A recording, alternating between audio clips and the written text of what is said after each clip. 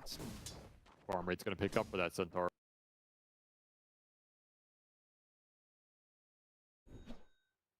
Cores have to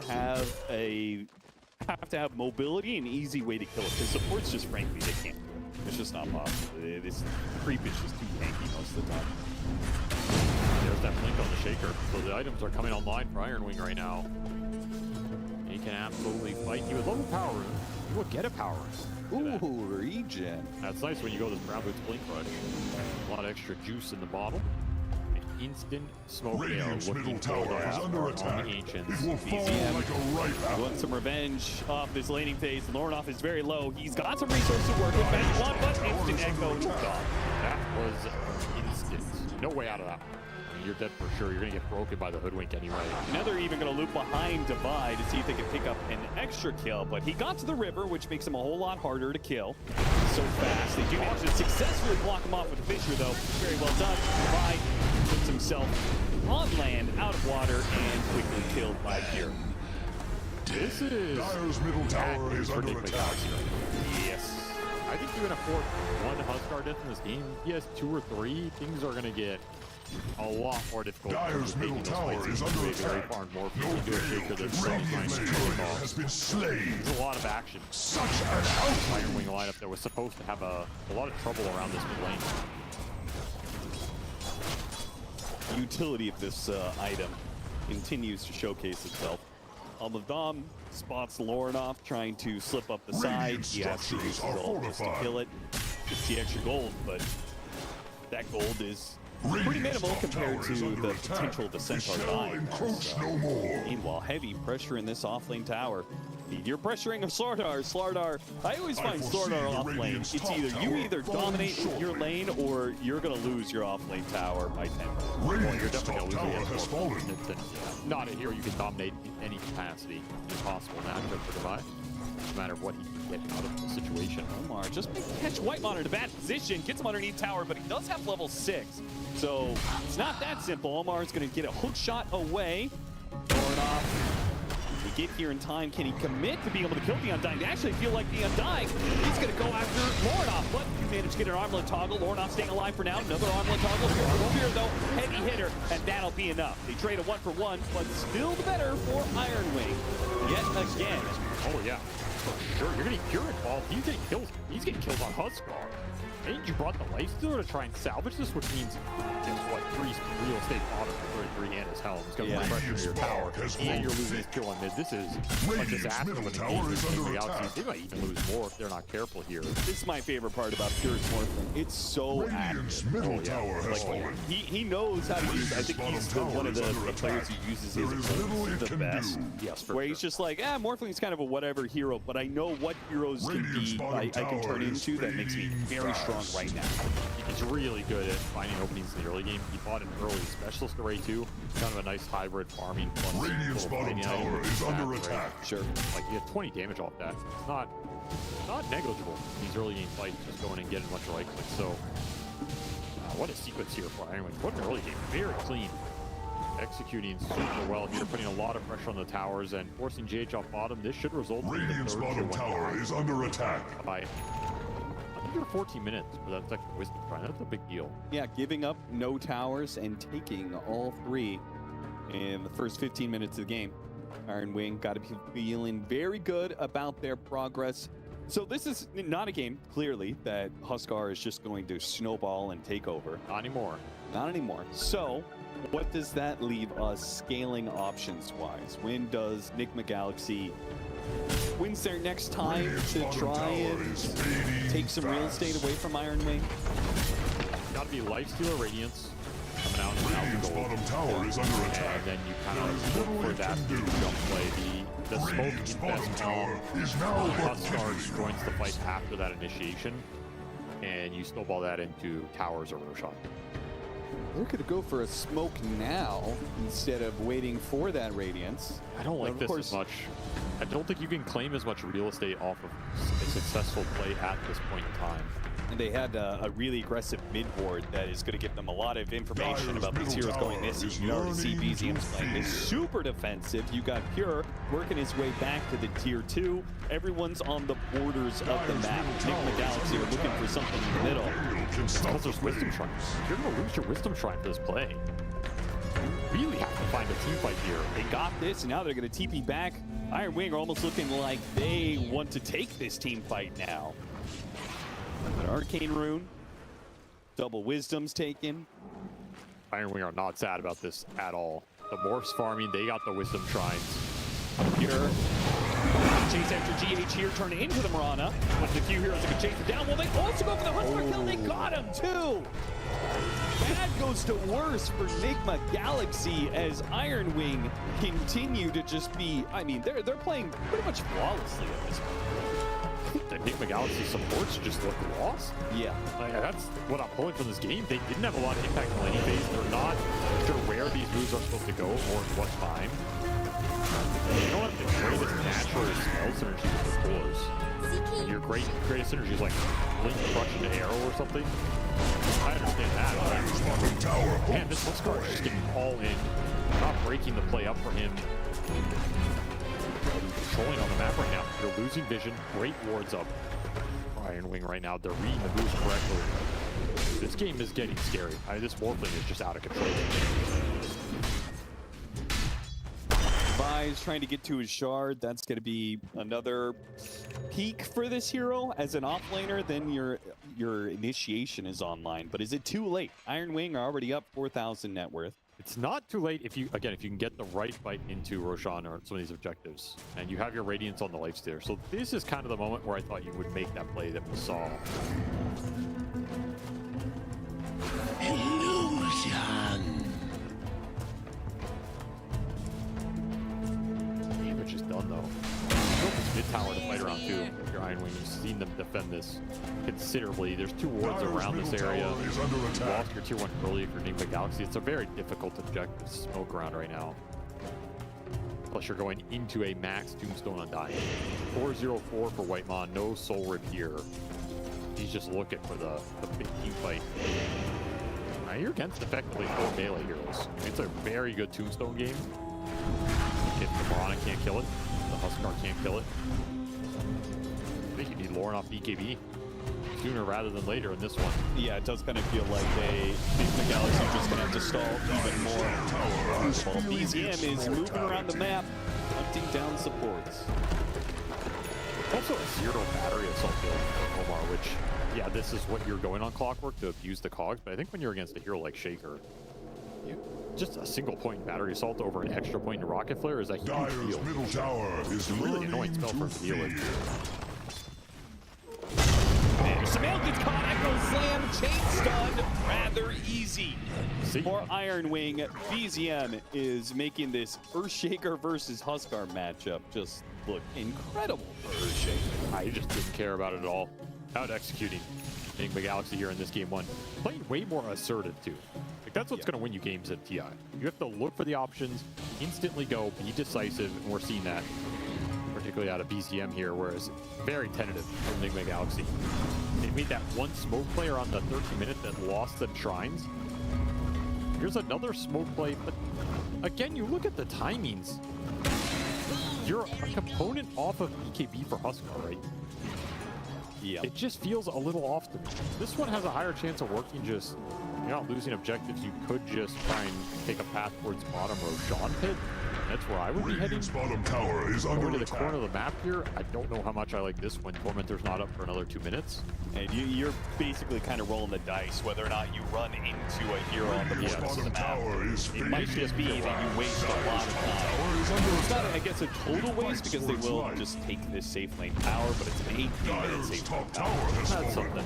And now they know, well, BZM was actually out here on the corner of the map. He just cut a wave and TP's out. They're going to quick TP bottom. He really wants something off this invest. Dude, at this rate, they'll take a support if they can get it. They It's get a hell of a Dom. Dom creep, something even less Ugh. than Yeah. a support. You're begging for a support at this point. Rough stuff on the map. I think Iron Wing is just way too good at defensive formation setup with their like supports being the ones operating in the middle parts of the map, pushing in waves, and then all of these cores of Iron Wing hitting the borders of the map. Well, it's also the wave shove. Yeah. The wave shove for Nigma Galaxy is pitiful without showing a bunch of heroes. Right. Whereas you have the Centaur Dom Creep, you have Hoodwink with a first light of Blink Dagger, killing waves if you can get out, the Shaker with the Blink, and you know some of the long range clear with Fissure, the Morphling Manta. Like there's way more options to get these waves in without giving anything up. There's no easy targets, no way to, like this is your wave shove. Divine Llama just swinging through Creep's bottom. Yeah, when things have not gone well enough in the first 15 minutes, your offlaner is also your wave clear. That's a problem. Like your initiate, like every single time he shows, there's pretty much no chance that Nigma Galaxy are making a move. This is another just 5-man smoke. Right, this is your Huskar BKB. Radiant's middle tower is under attack. And this one spotted some heroes. They get the stun onto the Centaur, but it's a hard Centaur. And he dodges the arrow rather easily with the Stampede, so. They already had a Undying Shard behind him anyway. Oh, yeah. Maybe, they're gonna have lots of saves. And this was potentially, this is the upside of the Undying Mob. Is Undying's one of the heroes that you can get a really great save against that arrow. Sure. That's pretty hard to deal with, to be honest. And pretty reliable. So I actually really like that as a counterpick in that sense. Well, you're out of smokes, I think, if you're Nigma Galaxy. They used back-to-back unsuccessfully. Iron Wing has either dodged you or repelled you every step of the way. You have to contest it. You show it on the bottom right part of the map. They're going to go for Roche here. Spotted by a Rocket Flare, they're going to go for a smoke of their own. Do not want to be caught inside the pit. This would be the best opening Nigma Galaxy's perhaps ever going to get for the claw back and network lead. Go back into the pit now. Rocket Flare, Omar getting close to the pit. Smoke breaks, he goes, but he's being blocked away. Trying to hook shot in. He just barrels in with the cogs, but they're not going to be able to stop the Aegis. Picked up by Pure, and now Defy has committed inside the pit. He's almost dead already. Pure is just fishing a barrel, man. It's way too easy for him. They're trying to play it out with the invest and such, but it's not good enough. The Huskar's already dead. Smail's left alone, easily kited. Pure doesn't even lose the Aegis. They don't even lose a hero. Oh my god, that's a team?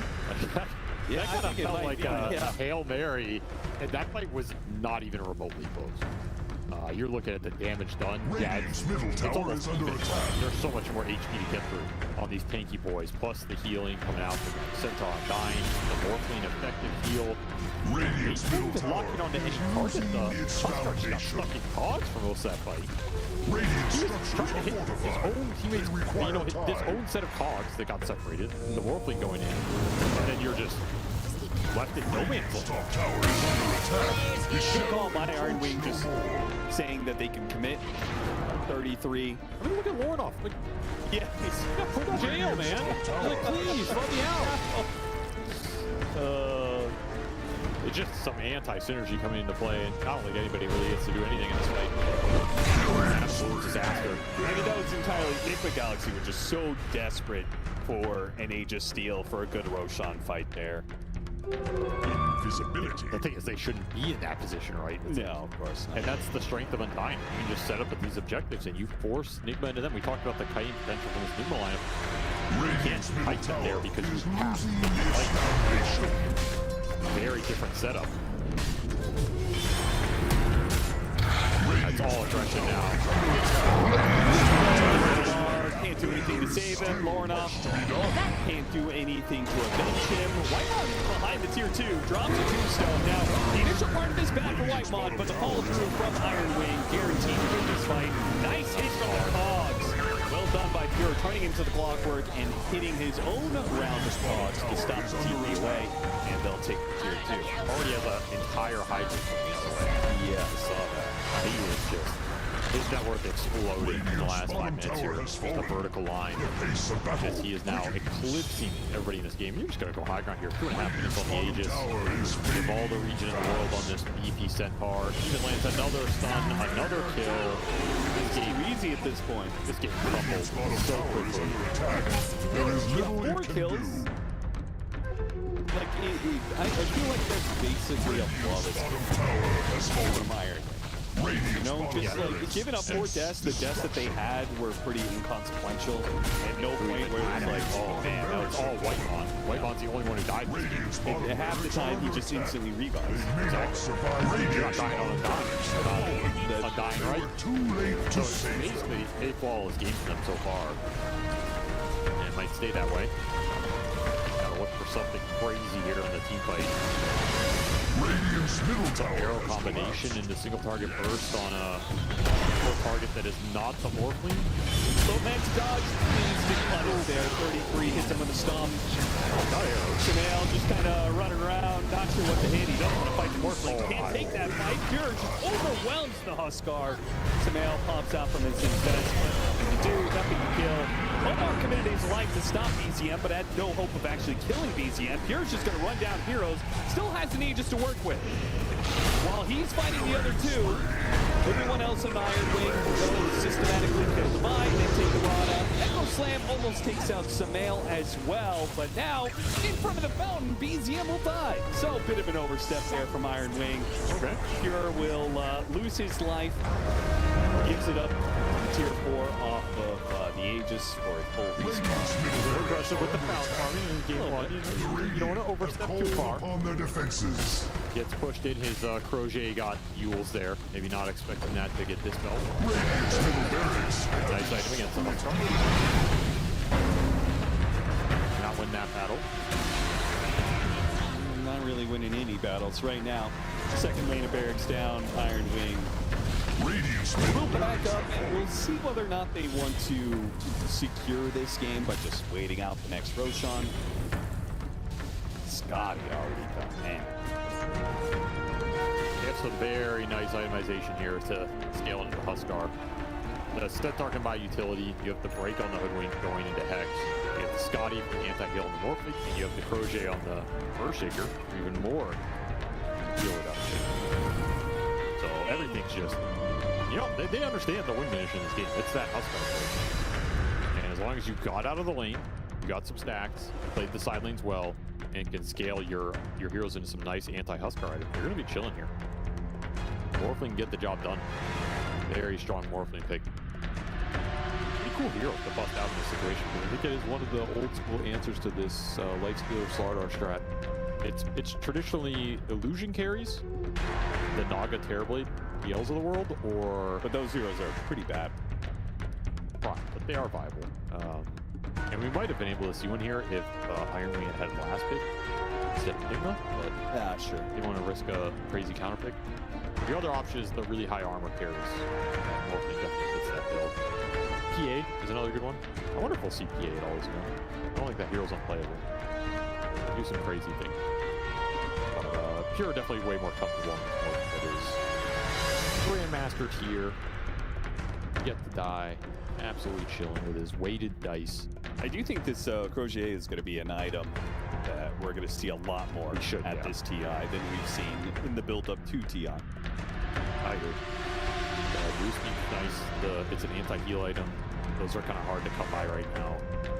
You honestly get some nice HP out of it if you're some hero that just wants to tank up a little bit. You have some armor items, like if you're a Shiva's buyer or something like this, kind of synergizes nicely. Yeah, I feel like the rise of Necrophos, it really came with the Shivas being changed, like it did. Right? Chasm And Stone, yeah. as you said, it felt like it was a lot harder to get anti-heal, and Chasm Stone made this hero a lot better. So there was items that worked well for Necro, and the items that countered the hero felt like it was a little bit harder. People were uncomfortable, I think, with Crochet. 概率倍儿高，奖品也码倍儿好。 Ooh, my favorite voice line. That's a good 又 one. 没有惹你，你打死我干嘛呀？ All right, I have a mechanics question for you though. Ah, What happens when opposing heroes crochet at the same time? I have no idea. Yeah, that's a good one. You're stealing a whole bunch of the health restoration from the enemy. Is it possible for that to be stolen? No, the answer is no. It's a very boring answer. You just steal. You basically both just pretend the opponent doesn't have it. Like if you get whatever the base deal would be, right? I see. That is kind of boring. But I think they both end up getting reduced at the same time, so basically like just nobody heals. They just nullify each other. So in a way, they are kind of to counter. You can, yeah, a little bit. To counter a Krellas, you can counter it with another Krellas. I believe so. Yes. Unless there's some weird thing about like how they stack in terms of passive first, but I don't think that is anything to write home about. Dota can be weird sometimes, so I'm not 100% certain on that, but basically if someone's healing, you buy this thing. Want to take the courier? Radiant's courier has been slain. That was his Ags. That's a lot of missing network. Yeah. Sumail. Sumail did not pilot that courier very well, that's for sure. Yeah, a lot of time to think about it. I'm gonna rage here. And knowing He died. he comes his way, and it was my. Stampede after him, but he's almost back to the fountain. Chill. Chill. All right, another pause. Another pause. Just showed him who's boss and paused. Stay in your fountain. Mental damage going into game 2, which might be coming to us very soon if Iron Wing choose to go for the high ground without another round of Roshan. They get the right kind of pickoff, they almost certainly will. Smoke's gonna break, but it's on Whitemon. BZM does not keep up that chase. Lornoff forced to use the BKB though, and that might be good enough to get the vision block, but immediately BZM's gonna be jumped by the clockwork. Wants to buy. There's that Krellas. So he's just impossible to hit. They can't really kill him. Then the tombstone save comes out for just even further mess. And Sumail, who committed for that kill on BZM, can't get out. GG, Iron Ring will close this out at 27 minutes. I think this draft really did not come together in the way that I envisioned. I think Nigma envisioned it. Yeah, certainly. And when this kind of Huskar pick fails, it fails real hard and real fast. You know, there's not a lot of like, they can still do stuff. No, it's like, it's black.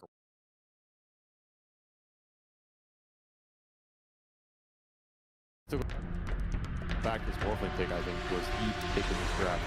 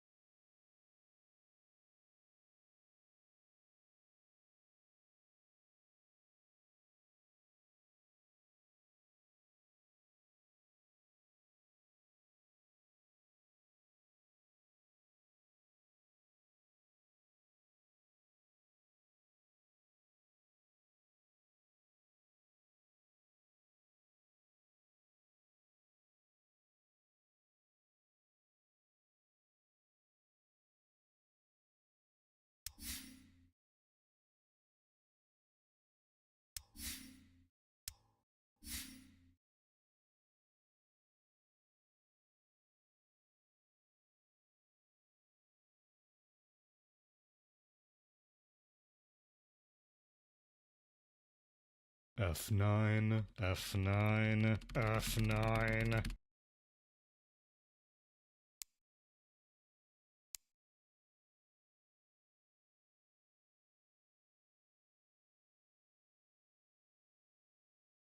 Muchas gracias, afición. Esto es para vosotros. ¡Sí!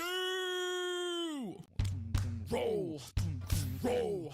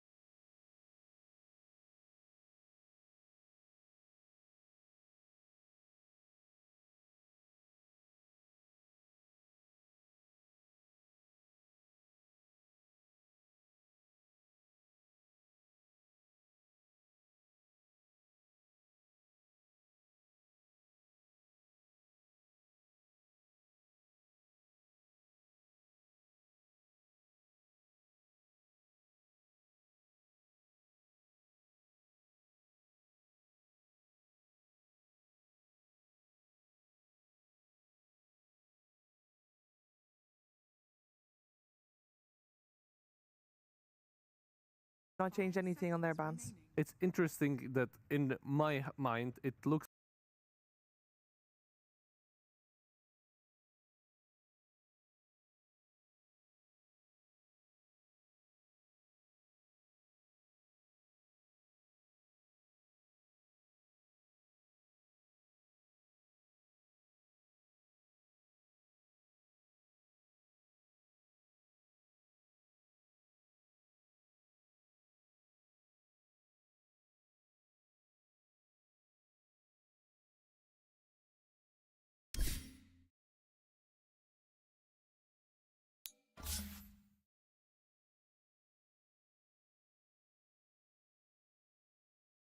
Team Falcons turn to pick. gonna get something.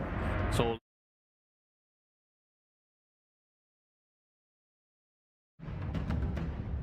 Still the respect ban, I guess, for the Invoker Yeah. for Tops in there as well.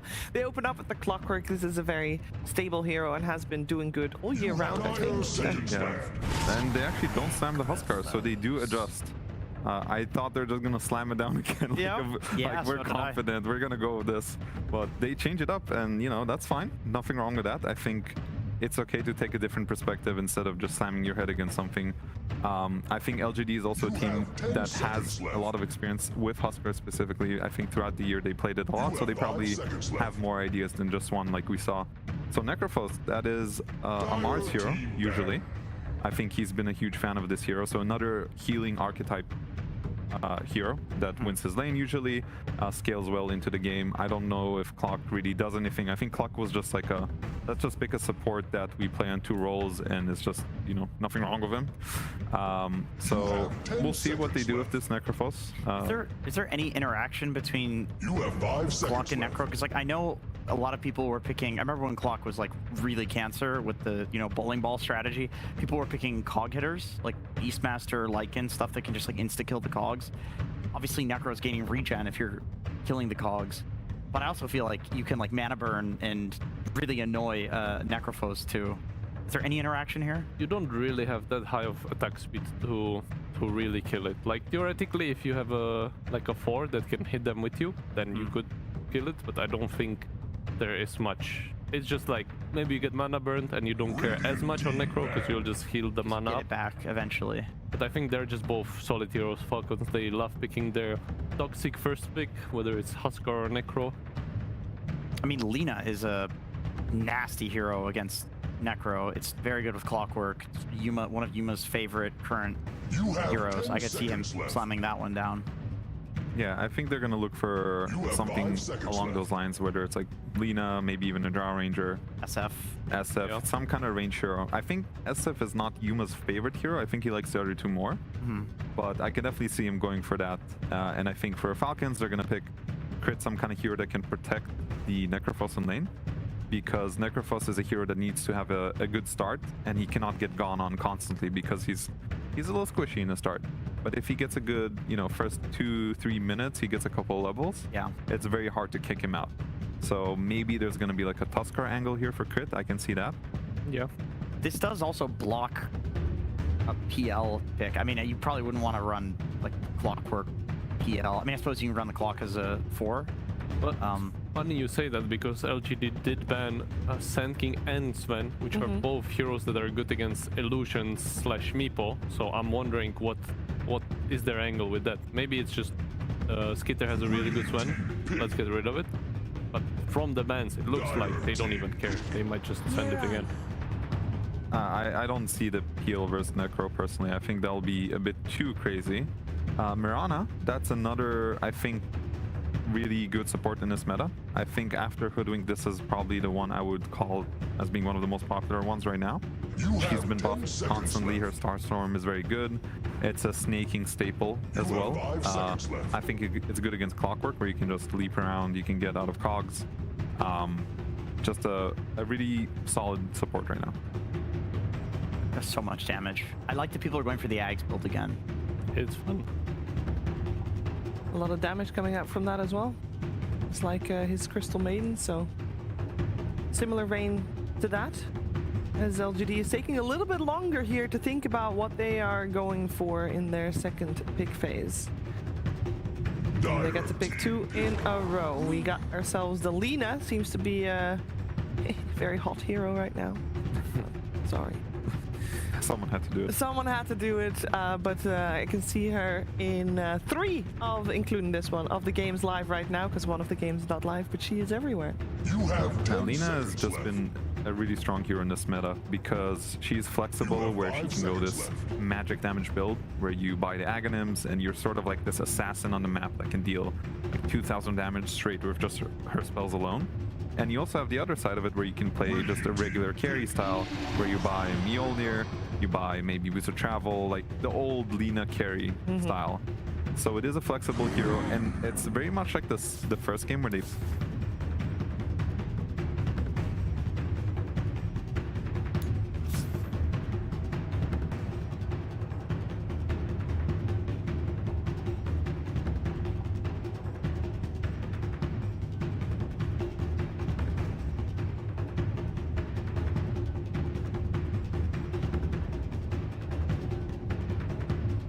Nigma Galaxy's turn to ban. 就是还强一些，但是没想到 EWC 能打到一个8强，就是可能让大家对他有一个改观。但没想到这个 TI 之前先打了一个 Team ban. Dire team ban.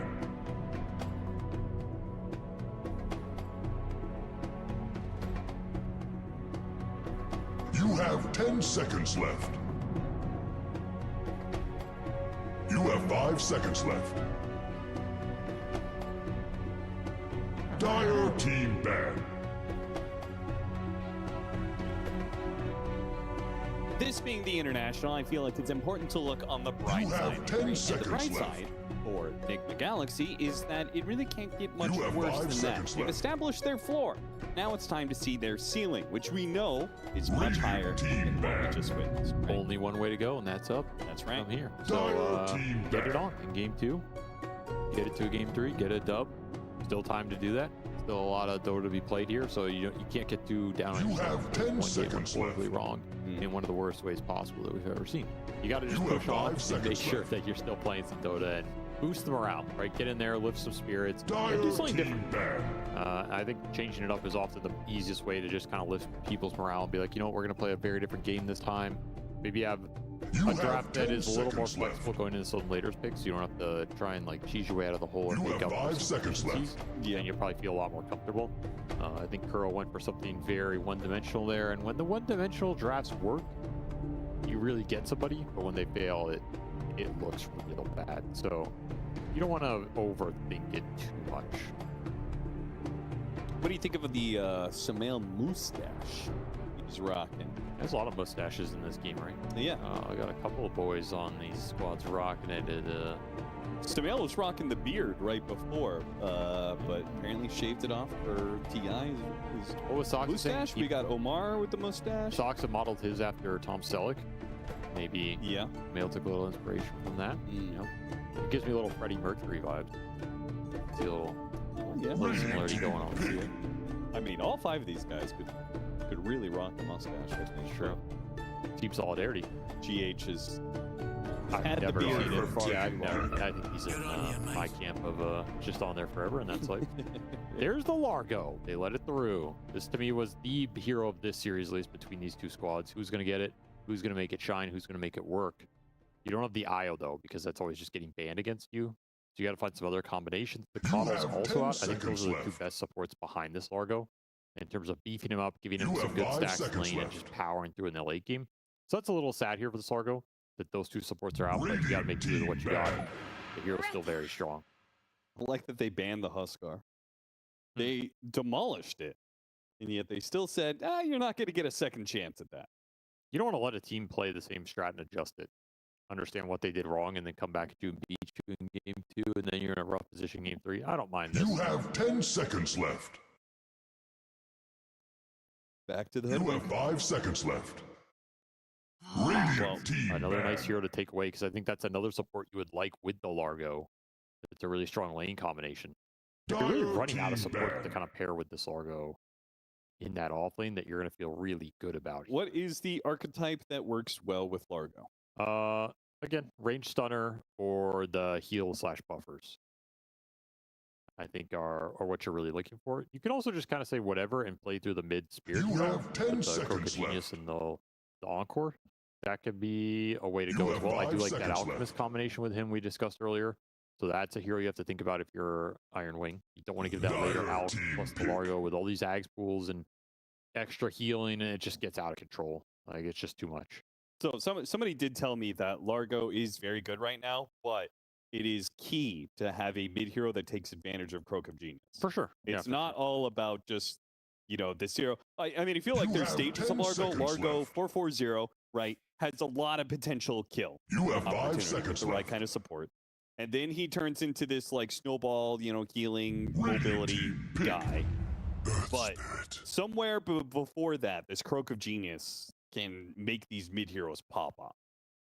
To me, that's his most broken spell in a vacuum. So you really want to take advantage of it. It's also a really hard spell to keep track of. And in these later fights, you just increase your mid's damage by X percentage across the entire board, and opponents can't see it. 5 seconds left. Just wins you some games. So you really have to keep a lookout for it. Earth Spirit's a really nice combination. They take that away. Can be a little rough going into the Largo Dispel with double lick online later. That part's a little sad, but the magnetized talents let you power through basically anything now if you get to 20 and 25. So you don't really care in that sense too much. As long as Earth Spirit has a good early game, I think you're fine kind of playing into literally anything in the game. Do you think that that 33 is doing with BZM what Falcons have long done with Malrine? I feel like there's a little bit of we're just going to plant you. You're going to get some melee hero mid, and you're just going to play your way out of any matchup. Maybe. Yeah, maybe. And in game one, they got Huskard, still managed to play out of that matchup. Then they said, okay, we're going to ban away the Huskard. Really, that's their only threat. The only threat for our melee mid laner. Well, that's not true. There's the sniper.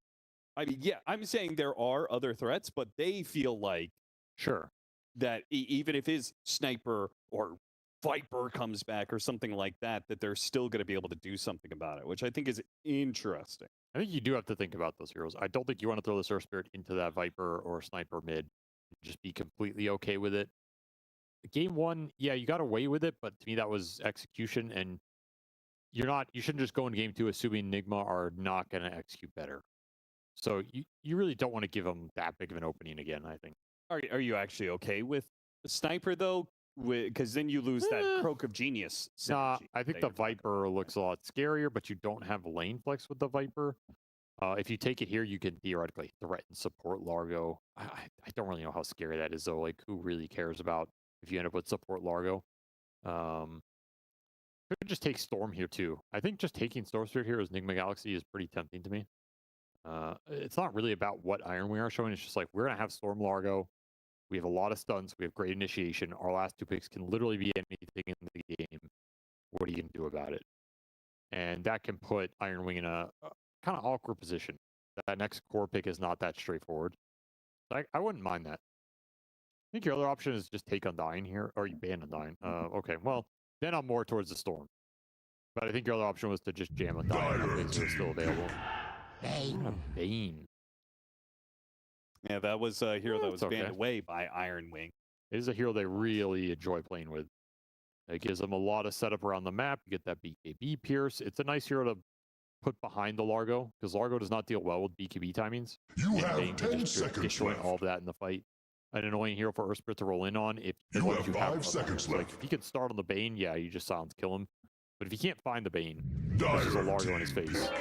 I'm sorry it's to obnoxious. keep you all waiting. Yeah, Bane's always been good against these Spirit heroes because they initiate so deep into the team fight that if you catch them on a Fiend's Grip, like, how is the Ringmaster going to get 1,500 units forward in order to save him? He's got to unicycle in like a gangster. That sounds sick. You have it's 10 a nice seconds left. I think this hero is still pretty strong. I'd like to see some more Ringmaster at this event. You have His 5 kit's really seconds flexible. left. His laning's really strong. His early game's good. He kind of falls off in the mid game a little bit, like he has a Valley, but Let's has go, good synergy with most of the pool. And we get to see the bird samurai, the Kez, to slice the frog up. Dirty. What are the kind of heroes you want to play against Largo? High physical You damage have 10 bruisers. seconds left. Either heroes that build stacks like Ursa, slash You have 5 that can't seconds get left. dispelled, or I always like the Sven matchup, something that is just insane physical burst. Don't let it play a long fight. And I think Kez does fit that. It's a Deso hero that can go and just chunk you down really fast. Okay. Kez's damage is a little bit over time, though, because much of the damage comes from the bleed that he does. And why physical damage when Largo gives you armor over time? You have 10 seconds left. Dire team ban. Okay. And I think he just gets too much HP. You can burst him through magic, but I think it's a bit harder. So I think you have a shot to just jump and burst him with heroes that do overwhelming burst damage. And there's the Storm. I think this was the best pick for Nigma. You have 10 seconds left. Not that my opinion is like an all be all, but just I think this is a really You have big 5 seconds left. I think it can do a lot of work in this game. It can disrupt the back line. It gives you guaranteed initiation, guaranteed Croco Genius hero, a great hero to throw Lotus and Lincolns on as well. Not super good in this game, but I just like the combination. And you're going to get to play Dota this time. Like, this is not a game you're all in on one dimension working. Your lineup can kind of do a lot here. It can just team fight, it can skirmish, you can push some waves, you can go for pickoffs with Shaman Bane, you can plant the wards and go for objectives. You have a lot more tools at your disposal, and this last pick can basically be anything, and I think that's the position you want to be in. So I think that's what Storm gives you here. It's not about punishing anything on the side of Iron Wing, it's just, it sets your whole lineup really well. And it's a hero they're really comfortable playing. So, in the topic of those carries, since it can be kind of anything, what do you think is the most important to address? Is it good? You have 5 seconds left. Alc. No, they banned Alc. I'm saying you have to ban Alc here. Like, you could not let Nigma Galaxy get Alchemist. Sorry, I was saying Nigma Galaxy, though, like... Oh, what do they want to address? Yeah, with their carry, what are they trying to make sure that their carry beats Kez in the late game? Are they trying to get a carry that is aggressive and, jumps these backline supports? What are you looking for? I don't think you need more backline jump. I think you want something that has at least an okay matchup against Kez. It's hard to get that, but something that's probably like a high armor agi carry. I wouldn't mind something that can help push the map in a little bit, like a Naga Siren archetype.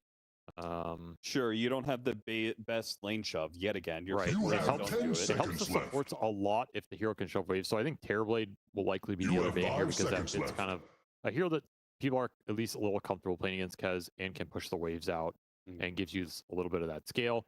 It's not the most Sumail hero of all time, so maybe you're not worried about it in that sense. But I think this is the type of hero you're looking for here if you're Nigma Galaxy, in my opinion, and probably what Iron Wing are worried about. The Alc is just too good of an overall team comp to afford to give up here. It'd be very interesting what 33 thinks this last ban should go into. I think Sven could be another consideration. I actually think that hero's on the rise a little bit.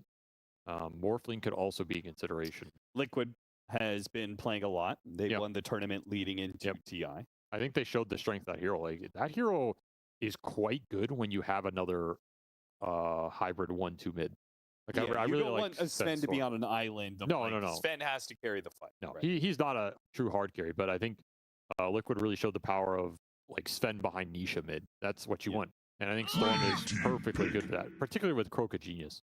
They're going to ban the Sumail Wind Ranger, which, that is a good matchup against the Kez. Doesn't give you the same amount of lane shove. I'm not sure I would have liked that as much, but I think it's a fair ban given his play style. I would actually really like the Sven here. I think the Sven looks... You get armor for the Largo. You have Largo waves also enables Sven, right? Like, it makes kiting the Sven much more difficult. Yes, if you have dispels and can make the Sven move fast. And I think it's a really nice 1-2 punch with the Storm. They go Necro instead, so they want magic damage out of their carry. I'm not a fan of that. I get why they did it. It can be really annoying here for the Kez to deal with, and it's gonna like dominate the lane. And it is a hero that pushes waves out because you just go Radiance. You have 10 seconds left. Like, no one's killing you while you're pushing. It's a better lane shover for sure. You have 5 seconds left. It's more independent, but it's not a physical damage dealer. It can also struggle against Earth Spirit.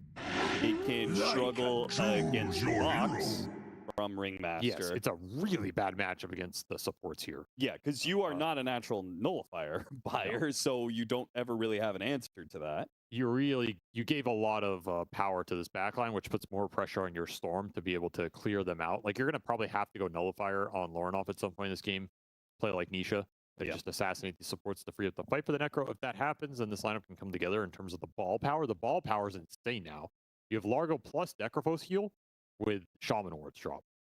So if you could just plant yourself on objective fights, you're absolute gods. That part's really terrifying here. It's going to be a big damage test for Iron Wing. Like, and that's this Lycan pick is kind of interesting because Lycan doesn't really like fighting into big, like, heal ball lineups. Yeah, why did... I mean, first of all, it's not really a 33 hero.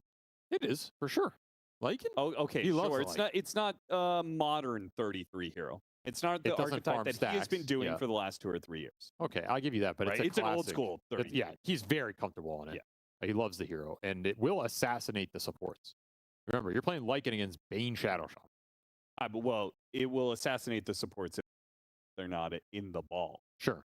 But maybe his idea is I can at least throw the summons at them. There's no carry that clears the summons. The Sven would have actually dealt with that. There's no Sven. The Necro doesn't deal with it. He's going to put a lot of pressure on this Bane Shaman support duo. And if they somehow misposition or crumble, then the fight just breaks open. And I think that's what he's going to try and do here. As you look at his win rate, 66% off 6 matches. Not bad. As you know, the Centaur Largo are like his 2 big ones, but if you're looking for a backline assassinator, it's either this or the Brewmaster, and he has not one with the Brew, so that's probably why we do not see it come out here. I still like that hero's viable, but his item builders are terrible right now, so what can you do? Of course, 33 way back in the day was known more as a micro offlaner, which is why he is a Lycan player. He was known to be a Visage player. And the Brood. And the Brood. I guarantee you we're going to see Brood at some point. Like, people are going to forget about that hero. Is it some mega Brood patch? No. But that hero is still, in a good Brood game, I don't know what you're really doing against it. So would not be surprised to see him bust that out at some point if a team forgets about it.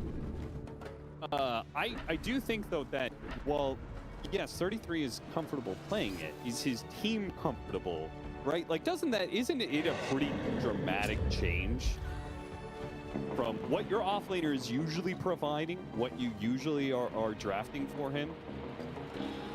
30 seconds to battle. What, just farm priority? Scale would be the biggest thing. Yes, it doesn't directly scale. The other thing is he's not playing against the right clicker, so your HAL damage reduction isn't doing a lot in this game, which is kind of how you can maybe mitigate some enemy scale and help that carry matchup. Yeah. It does have good synergy with Kez. You can wolf bite the chicken. Yeah. Well, you could also howl it during nighttime, right? Lower the armor and make Kez do a lot more damage. So 5 to 10 minimum. I think they really value that scale component here as Omar, you are done. Tongue-on-tongue action. Shackle it up, and then they try and lick the Shadow Shaman out of there, but still dies all of a sudden. 33 took the kill. Yeah, I saw that. He gets all the tips. He's getting the bounty runes. Did not get that one. Is actually leaving it, as Ari will go pick it up. 3 runes, first blood, once more. 33 is going to have a fast helm. You can't keep giving it to this man. This is like the last guy you want to give a fast helm to, probably in the world, right? And early punish on GH. Not that he's going to die here, but it is going to be a decent amount of damage. Look at the block. Good body block. Look at the block. Are they actually going to get this kill? Look at the block. GH just can't stop it. Lots of fairy fire. All right, they got more resources out of him. They lose a wolf for it, but well worth it. And now Omar is also like, he died, and then came back to this lane and almost died again. I feel like there's divided. This is a total mystery. They're just getting out executed on these little things so fast. I also don't think that this duo should be looking to do that much until they get level 2. Right, your combination is being able to have Frog Stomp with Shackles. Holding a hero in Frog Stomp is how you get kills. They're playing a little too aggressive and getting some bad trades right now. You can heal up, look for level 2, maybe you all in pure. Some potential there. A little difficult with the team that he's counterplay. Very good lane for Ringmaster to play aggressive on. And there's level 2 for him. He's going to strike first. Another inefficient shackle. It's just all over the place in this top lane. It really is. Oh, we'll get benefit of the doubt here. See what they can come up with over the long run. Yeah, the lane's going to push in. This lane will also get a lot stronger when they get to level 3. Level 2 Frog Stomp Shackles holding in hero. That does a lot of damage. And I do think Kez is the right kind of hero that you want to be playing against with this comp. Hero that's actually a bit squishy in lane, sits forward in lane, and you really can punish him. For sure. You can just drag him into all your damage. Still has a Salve, still has one, so a lot of regen for Pure to play with here. See if they can get that level 2-3 combo going along. You always have that Lorn off Storm to fall back on, you know? That's the beauty of that pick is he might just carry the game no matter what. Device used so much mana, he actually doesn't have enough to Frog Stomp anymore. Man, they are Omar used. Does not have his innate proc. What Iron Wing was looking for there. The lane is super far up. Forward, pretty far forward. Frog Stomp doing some damage there. Still has that Salve. Double Fairy Fire. With Salve going off, he secures himself Lotus. That's all a devised mana. So now you're a little weak on this lane. And the lane's going into Pure, so they weathered the storm. Even still getting aggressive, this could be a kill. Yeah, look, Device doesn't have anything to do off of this. This is not a good situation for Nigma. This is where all these early mistrades are going to end up really biting them in the ass. 33 almost went down in this bottom lane, but did get to his Helm of Iron Will. Again, the early gold injection is kind of killing your aggressive potential early with the Necro against the Lycan, where you could have punished him. If he has to go jungle from this point, he can. So 33 is not sweating right now. I mean, he is sweating because he's getting low, but he's not sweating because there is his signature move. Walk up the stairs, goodbye. The 33 special. I mean, what can you do? It's too powerful. It's too good. It's too good. You're never going to see him again until he's highest net worth probably, and then you'll go, if only we could have done something. If only we could have done something. Meanwhile, the Hoodwink will try and secure Water Runes. Top lane, Shadow Shaman goes down again, but if they can get the kill on Pure Fort, it'll all be worth it, but sadly, just out of reach for Defy. Those Fairy Fires adding up. Yeah, they are. And Pure is still getting great CS. They did get the unicycle. Didn't get the tonic. A little sad for White. He got the tonic the first time. Oh, he did? Okay, so he had to have used the tonic to keep Kez alive. Gotcha. Which explains why they came so close to killing him, but not quite. I guess you could unicycle the base and TP back with some extra regen, maybe? I don't know. Gotta get creative with some of these early Carney classics. Drops a branch for Pure to consume. That'll help. I mean, Shadow Shaman has to walk back out the lane, and they kill Devi as soon as the Shadow Shaman gets here. This lane's a disaster, like, let's be honest. Yeah. It should not go this bad. At least the Necro and the Storm are great. Sure. That is, that's quite nice here. 42 CS from Sumail. I have to imagine at least a couple wolves right there. Yeah, okay, this is good. Well, I always had this question of like, what happened to blocking out the camps? Especially when 33 was doing, you know, ancient stacks on this side of the map. It was just like, you gotta block it down. 100%. You gotta counter his signature move and let him get away with it. You got to make sure that 33 is forced to play the lane as much as possible here. That's where you can look for cheap kills on him before, or at least while the Reaper comes Good online. Defensive lane ward spots Omar. And that means all the supports are stacked on the wrong part of the map right now because it's Lornoff, who tried threatened, but he already got level 6. Yeah, he must have been just ahead of what they thought he was at. They're going to chase 33 to the ends of the earth, though. I like this. Get aggressive on the Wolf, who has nothing to fight back. Tower is under attack. Don't let him just jungle. Don't let him sit on this lane. Put him in the dumpster, particularly if you're committing supports down here and you're going to sacrifice that Frog up top and the lane that was just not going well. Yeah. Will be a shield room for BCM. Quite a nice room. The 3.8 strength gain per spirit, almost 1200 HP. Yeah, he's a tanky boy, that's for sure.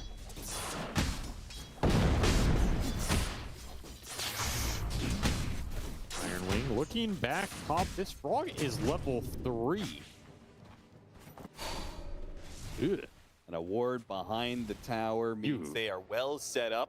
Gotta get Wisdom with Shrine. That shield rune to get Wisdom Shrine. Dyer's so middle Nigma tower Galaxy, is if they have any learning to inkling of what's fear. going on here, it's probably best to just go for the enemy Wisdom Shrine, but instead, Devi is going to be jumped on 10 seconds before it spawns. Lornoff is cutting over. Seems Pure who is a bit low, but That's a shield or magnetized Earth Spirit. You can't fight this. No, especially around point like Wisdom Shrine. Whiteman's already going to get it before Nigma Galaxy supports even get here. They went through the outpost and came across the map. Didn't even get here in time to fight it. Largo is going to TP in here. This is kind of crazy. He's going to drop the Frog Stomp. The supports are going to strike in here from behind, but are they strong enough to be able to take this? Vine's almost dead already. BZM's going to roll and gets a beautiful magnetized silence on all of these heroes. And they've already won this fight. It's just a question of how many heroes are Iron Wings going to get off of it. We've already gotten 2, and it looks like Omar is likely to be a successful roll hit, something. Get it. Great magnetize for BZM. Exactly what you're looking like with that power rune. The Necro's not going to join that fight because he was taking the Wisdom Shrine on the other side of the map. I mean, T-Moezt got to get something in that exchange. And without in there for some extra sustain, the low levels on the Largo, you don't have ways to fight the magnetize yet. Pick up. Lord didn't even try to go for that kill on Whitemon, which it looks like he maybe could have, but didn't want to risk it. Understandably, I guess, at this point, because the game has gone a little wrong for Nigma Galaxy. Definitely feels a little off for them right now. There's a lot more going in game 1, though, and can absolutely recover it. The Frog is behind. That's going to be a rough point of recovery here, as he does not jungle incredibly fast from level 4 at 8.5 minutes. Dear Lord, let's just not look top anymore. Yeah, because there's nothing up there worth looking at. It's just sadness. Yeah, it's despair. It's despair. Mode despair for Divine this offlane right now, which means you got to look towards the Necrophos with Reaper and Storm Spirit with some power runes and make something happen off of those. You got a lot of vision on this bottom lane. Got to make something happen around the ultimate. Wolf scouting out what could be a kill for Iron Wing. These wolves are so annoying for the supports around the map. GH trying to move, but the wolf just keeps on getting in front of him. Only he does get ahead. Get out. So much map control, though. This is map control being given by a hero. Dyer's bottom tower is under attack. It may yet stand. Again. Oh, got a catchy lick. They can maybe give him some reprieve here. Not like this. Radiant's middle tower is under attack. 0-4 with 20 CS. Man's about to get reported in this game. Radiant's top tower is bad right now. Here goes Whitemon with the unicycle to catch up to you, the Shadow Shaman. BZM diving and makes the magnetize. It makes the kill on the Shadow Shaman really easy, even with his nade proccing. It doesn't matter. Now Lornoff is going to have to use much of his mana to get out and will not be able to protect his tower, nor get the power rune, which is invisibility for BZM. He instantly gets the other side of the map, trying to punish Demail. Could not get the kill on Ari. Didn't have enough burst damage. Pops Ghost Trap, but nowhere to go. Not like the Radiance, the one hero you cannot afford to have slowed down right now was this Necro. Oh, you said it couldn't get worse. It might be worse. Invisibility. I think they're not as far behind, but this game feels worse right now. It's kind of hard to explain. Maybe not. I'm just looking at what happens off lane. Radiant's bottom tower is under attack. They're going to lose all 3 of their tier 1s faster this game? What? This can't keep happening. Radiant's bottom tower is fading fast. Just failed laning. Beating you in the hole, and then all of a sudden you have to try and make something happen from a deficit, and Iron Wing having none of that today. They're just not giving you good openings. Playing very disciplined. Here with the early Mage Slayer, this is going to be a very effective Mage Slayer game, that's for sure. Oh yeah, great item. Dyer's middle tower is under attack. No gale can snuff the flames. Real here too. Massive roll in. Already killed Omar. They do not have the damage to threaten Whitemon. He's got the tonic sitting in wait, so pretty difficult hero to kill at this point. With raindrops, stick, a tonic, he's kind of like, what, 1400 effective HP or something? Basically invincible unless you commit your entire storm pool on him. Yeah. And that's not what you want to hear. Storm Spirit needs these pickoffs to get galvanized stacks. They had 4 kills in game 1. In game 2, they're sitting at 1.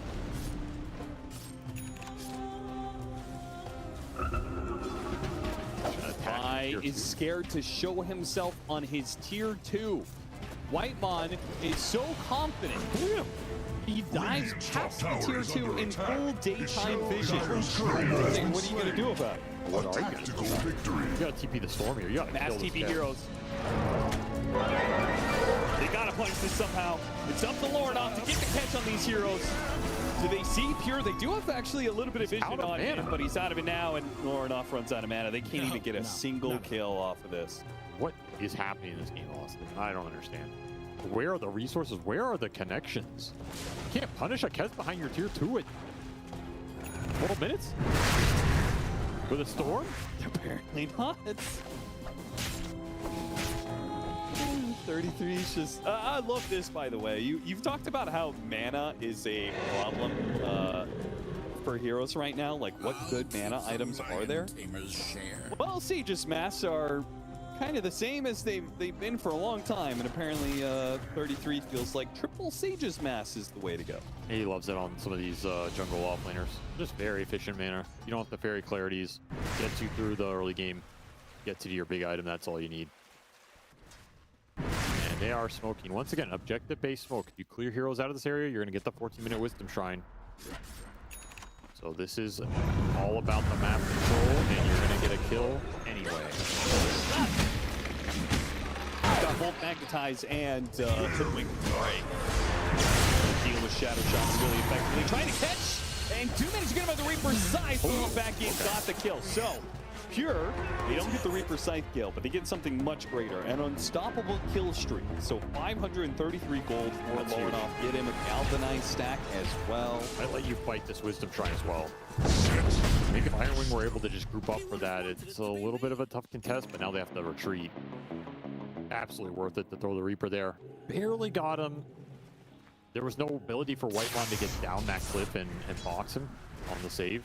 Right. So just a little too aggressive there from Pure. He gets punished, as you said, big kill to give away, slows down his Deso, a lot of gold, and it's a breathing room for Nigma Galaxy in the series as T-Moezt, now worth leader, still having himself a very free Necro game. Yeah, it's kind of surprising me that he is that, considering that death on the offlane tower, but didn't slow him down too much. Yeah, and I guess this hero also, there's no hero on Iron Wings that matches the farm pace of Necro. Right now, no. He's just going straight Manta. Pretty interesting. Skipping bots? Is that even a faster farm rate? Maybe just wants the faster Dispel to magnetize some of the Kez damage. Yeah, it is a good Manta Necro game for sure. Also, it helps him push out lanes a little bit. True. Which is really nice for the supports. I can dig it. You gotta get the shard on this hero too, though, just for the farm rate. Shard's way too good at moving around the map. Look at the vibe. That's how you know your game is the real awkward spot, when you just have to sneak your way into the really deep on the enemy side of the map and farm their neutrals. Well, this Hoodwink is very isolated. So that is going to be both the Reaper Scythe kill and a Galvanized stack. Remember, this is a bit of infinite scaling. Not as good for the Necro anymore. More important for the Storm. But for sure, you're getting some pickoffs out, getting some map control things starting to stabilize. That's what you want to see here. You are a Nigma Galaxy fan. Divide can recover in this game, and yeah, his start has been incredibly slow, but he can just play through the other two cores. There's still a lot to be done here, and you have a lot of heal. You're going to have Dispels on multiple cores. You already have Freeze on the Storm. You're going to be able to deal with Magnetize. You just have to be able to keep everybody alive, which is not always that easy if you're split up. If you're together, it becomes a lot easier. The supports are trying to play to get on Iron Wing side of the map, knowing that they're farming more efficiently. But Divide taking these camps up here, and GH successfully, like it cost Omar his life, but GH did creep in on the other side to block out the Ancient. So that will help slow things down if Iron Wings wanted to play on their own side of the map. But right now, they clearly do not. Tying up this tier 2 with a nice little triple range beat catapult. Deso is flying in for the Kez, so Pure going to bring back a bunch of time. Try I foresee the I Radiant's love that top 33 has been tower losing his shots and creeps away. Oh, what a wheel! Got him on the bushwhack and then whip into wheel combo. Locks down Lornoff. The one hero that I think Iron Wings were struggling to threaten at all. They sneak kill on him. Just caught off guard. Scouted, caught by Whitemon. Got a lot of damage on the tower, and you brought everybody to this part of the map. And that's a Necrophos TP that's not a Boots of Travel TP. So Smells kind of stuck up here whenever he goes for a while. You're going to bleed another kill. Ambushed again. Like it's not going to save him. You're still going to fight, though. Reaper like that. Understandably, there's that Fox save, though. The Reaper's side completely countered. They may still get the kill on Sears. He's going to take out to the damage over time between this Largo and Necrophos just being in the area. You take a lot of damage. Pierre's not respecting how far Sumail is right now. He is a big boy in this game. Doing a lot of damage to his team. Brent Nordoff again. We managed to hit him with the disables, but with Sumail behind him, has enough heals. Now Lornoff tries to take his revenge. Goes after Whitemon with the unicycle. Not good enough, but it did force Lornoff to make another jump. EZM didn't have the silence ready to go, though. 33 lingering around. Dire structures are full. He's got a spooky creep to deal with. Prepare to be desecrated. Shot comes in, actually hits the Necrophos. Still the innate, that's going to slow down the death, but inevitably does come all the same. Shadow Shaman falls, 33. Gets that kill and gets out. Loses his creep. Still not the worst exchange overall for Nigma Galaxy. Your Necro survives, gets a bunch more gold. Storm gets a little bit of a return kill. You get some extra injection from the creeps. Okay, there's the Boots of Travel. Things are starting to come together. Those Kez kills counted for a lot. If Pierre just gets to stay alive and gets Deso charges, he's going to snowball out of control. Yeah, and I think as much as Nigma Galaxy is grouped up, Iron Wing is also pretty stacked on heroes. So it's not like they're getting much of an economy trade to their favor for these pickoffs. So things are all good for Nigma Galaxy, who are kind of clawing back the game a bit. Only a 30,000 net worth lead for Iron Wing. That kill score makes it look a whole lot worse than it actually is. For sure. There was a lot of kills on the laning phase, a lot on this off lane. Like, you have an 0-9 Shaman in this game. Yeah, the supports have not had a great go of it, particularly Omar. That's how the Shaman be sometimes. Yeah, if you don't win your lane and then you're also matched up against a Lycan that you're trying to get sentries to block out his camps. So it means you're playing in parts where if the Lycan sees you, you just die. As much as GH was annoying on these camps, Iron Wing have de-warded them. 33 was like, you gotta free this up, or I'm abandoning this game, so the call was made. Sumail getting spotted by the Wolves. He's a really tanky target. They go for him still. Down to half HP and amp damage. That makes a world of difference. Okay, GH shows up to try and help. We'll just have to TP away. That's just not a fair rune. And with the amp damage still going, TP is the other side of the map. Not that Pure needed the help, I think. He looks like he had Divide well in hand. As is, Lornoff shows up the bottom lane, trying to get a quick kill out of Whitemon. They do manage to get it. Trading with the Shadow Shot. 4 galvanized stacks for the Storm Spear. But Iron Wing also get a lot of these ward kills. 33 has his transformation up in 5 seconds, so he's not too concerned. Shapeshift now off cooldown. Look at the map, though. Other 2 lanes instantly shoved by the Earth Spirit and the Kez. So all these lanes are going to go into Nigma Galaxy. This is the little things that add up. Like, yeah, you're trading out some kills, but you lose the bigger ones, and then you lose the lane control. Now you're going to lose vision. This is what grows leads very quickly. That was a big Necrophos death.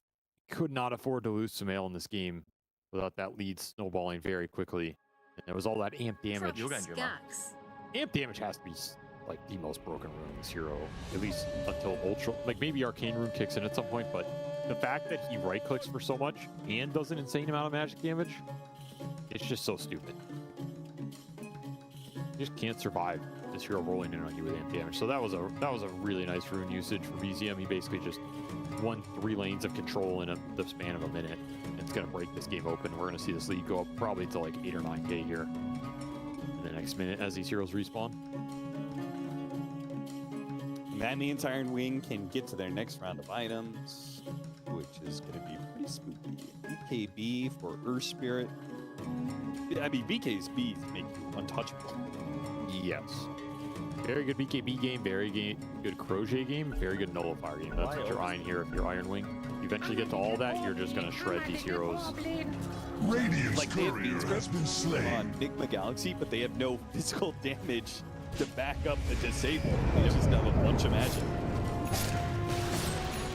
You just gotta Radiant's keep top tower each other has been alive. denied. That's how the sign-up functions. Keep each other alive, wear through some of the spells and ults from Iron Wing, dispel them, and let Necrophos do the work.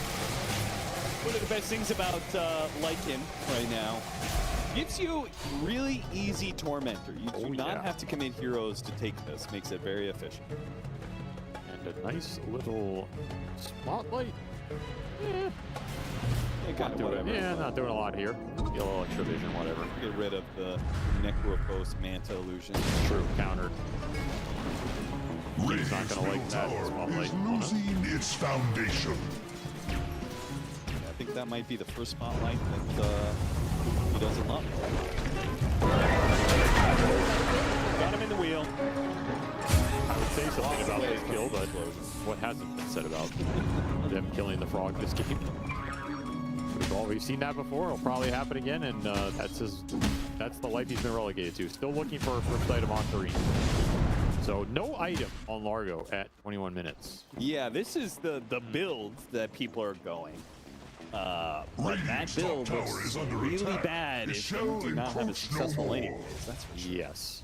This is where you would have preferred the Kaya build-up. At least you had something going for you, but this is just a slog right now. Slog for the frog as map is crumbling. And there's that lead, 9K, all off that earlier sequence, map control, Tormentor. Eyeing up Roshan next. You cannot afford to lose a fight right now on the map if you are Nigma Galaxy. You're going to bleed another objective, you're going to bleed more map control. So they're trying to get something done right now. Ooh, this Orchid timing could be really dangerous. Both for Sumail and Lornoff, depending on who gets showed. Nice foot swag. There, that follows up with a whip, puts Lornoff low enough. He's just gonna dip out of here. He pops his mech, but Sumail already dead. So fast. So fast. So ready for it. That's what sets that play up. You're just predicting the move. You're already thinking about what you're going to do. You just instantly pull the trigger, and now you get to clean up the fight. That Necrophos evaporated. Bird talent. Here you go. I mean, he got silence, but that was at the tail end of it. After he had already been stunned by the Raven's Veil, and they did like 1,000 damage in a second. Radiant's middle tower is under He got attack. bags delivered right before that fight. Just went in, diced him up. Brutal. Radiant's middle tower is under attack. Trying to It get will some fall deep like vision a down ripe apple. and then rejoin his team. Gets picked off before he can get to them. This series is just, it's been Iron Wing's Radiant's bottom control tower the is entire under time. attack. I There don't is think little we've seen it a can single do. aggressive move from Nigma work. They've all been very forced off of worse information. Iron Wing have read them and either just dodged them completely or just set it up and counterplayed it. And now they're going to force the Roshan. Down a hero forcing Roshan. They don't even care. What are you going to do about it? Apparently nothing. Roshan has fallen to the dire. That's a rough Aegis to give up. A moment's rest. You know it's bad when you see 2 cores in the same part of the map farming neutrals. Oh yeah. Like, you really can't get more inefficient than that. It's going to be a cross-map smoke from Iron Wing. They're done farming. They're done messing around. You have 2 lives on Pure. You can get any sort of fight with this Kez in the middle. You're done.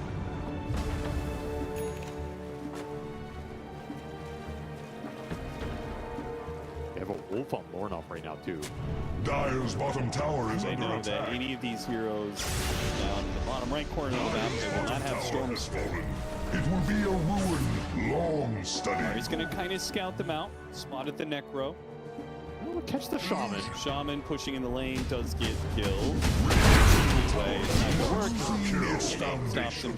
TP out from Sumail before he gets caught. This is normally where you try and jump mid and get the rebuttal on whoever's lingering here. However, that's the Aegis hero. Right. This is a tough go. You could still try it.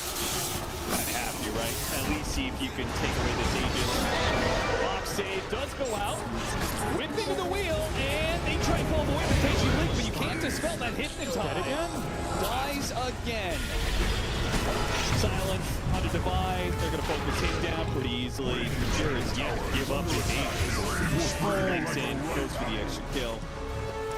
There are so many disablers that they can throw on this next game. Never got you got Whip-Whack, the Whip into Talon Toss, into Wheel, then you sleep, diss-dodge it, and then, oh, he's still Raven's Veiled Step into Sharpshooter damage. So, like, I think T-Moezt just sitting here looking at his deaths like, what am I supposed to do about that? Yeah, you can't out-execute that. There's no real hard save. You can lick him, you can sleep him, but it doesn't get him out of the situation. And the clock is kind of picking. At any point, Iron can just say, well, I'm going to be able to nullify now, and goodbye. And then what do you do, right? Either the Lycan or the Kez can go for that build-up at any time. While Nigma Galaxy, as starved as they are not going to have a nullifier. Is Lornoff even thinking about it? He's still working on BKB, understandably. After that, because these blocks, they're too dependent on getting a good Reaper Scythe, I feel like. And the only way you're going to get that Reaper Scythe is you either get the initiation on the Ringmaster or you nullify the hero that you're going on to stop the Ringmaster save. I do think you have ways to find the Ringmaster in the fight. You go on some initial target, kind of look for him at the same time. Engage with some information.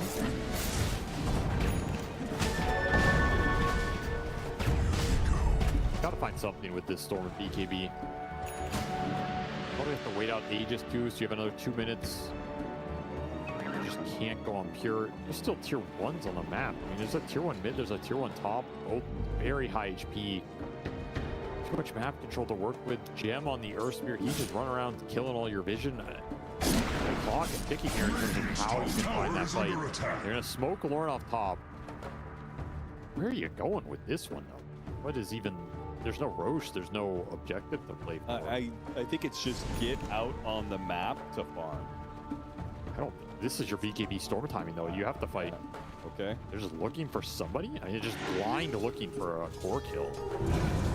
It's like impossible to land this play. Krella's done for BZM, so we'll see that interaction. Krella's versus the Necropost. Oh yeah, very good here. Very nice item pickup for him. He's just so tanky. Radiant's bottom tower is under attack. I can gank the dragon. Hell yeah. Radiant's bottom tower is fading fast. Not much. Honest work. Radiant's bottom tower has fallen. You go high ground with this Aegis. Absolutely can. Radiant's bottom tower is under attack. There's a world Nigma can linger for this Aegis to expire and then try and jump. Yeah, I don't know if Iron Wing, if you really want to commit too much, you got the heroes back. Don't feel like you need to do much more than that. Nah, I don't think you commit here. Awkward of engagement. You're also very close to the Kez BKB, and then you're very happy with your triple BKB timing, just fully committing to a fight like that. You probably have to like a nullifier too. Yeah, it's too easy for those backline supports to play that team fight. Really big initiation if they can get it. Whitemon is here with a save potentially. Pops box and the BKB both getting used. They do have the goals into the whip, but BKB goes off from Lornoff. Backlines to Llama, who thought he had to save Lornoff, gets caught in the wheel. Now maybe he's going to be the one to die. What a hit there from the Kids. 3 different heroes with that slash. They kill the Largo. The Shadow Shaman got dangerously low. Is he going to be found here, hiding in the trees? Good hiding spot. Wow, okay. Actually survives. Oh no. Oh no. Not like this. That courier spots and he gets the blink away. He's okay. I thought you cursed him for a second there. Wow, I cursed him. You're the one cursing him. What, you said he got away. Spoke too soon. But he did indeed get away. Yeah, I didn't curse him. You're welcome. That Lycan just running in the middle of everybody. You howl, and then Kez just slices you. You don't have the armor for it yet. Haste. There's no armor on this Nigma Galaxy line. It's all dispels and trying to get the BKBs. And the Kez or the Largo was so debilitating. Yeah, that's an armor that builds up over time, too. So if the fight starts in a fast way, you're not really getting much armor out of it. Got to find a way to get over that critical threshold, just survive the initial damage, take a long fight. That's where your lineup can shine.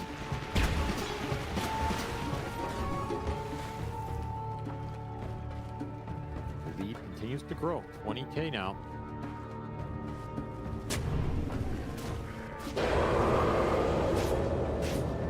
Time and time again, we see these supports. They're either dying on the map or they're running into one threat and having to go set their TP out. Only gonna work for so long in this one. Easy and maybe still gonna add that courier. Complete the Lotus Orb for Divide. Very solid game on this Earth Spirit. 8-0-13. Perfection here. Another smoke, looking for the fight. They have that nullifier set, so a lot more confident to just force a really aggressive go. And it's on the swag from Ari to start the initiation. Divide's already dead. Iron Wings will swarm the tier 3 and almost kill it before anybody of Nigma Galaxy get here. We can fight without the Largo. Real tough. Lornoff just trying to clear out the creeps, but there's no creeps to clear out. It's just a liking. Chill. Being almost dead already. Diving so deep in the Reaper side.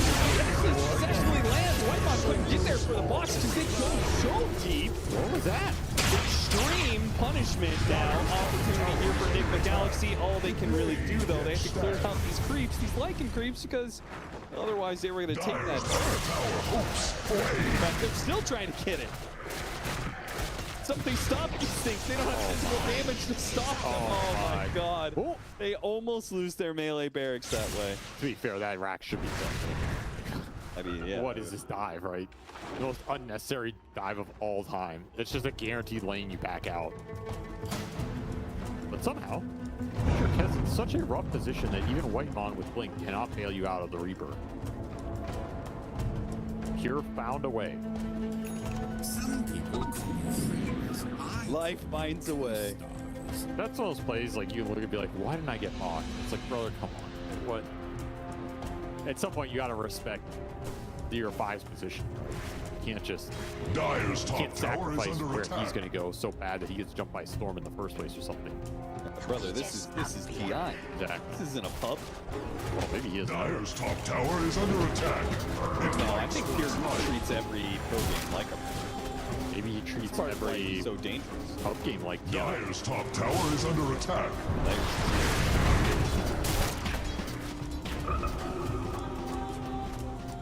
That's some breathing room for Nigma. Save their racks. It's going to regen up. Get the fight for this next Roshan. Don't bleed some kills here. Dire's bottom tower is under attack.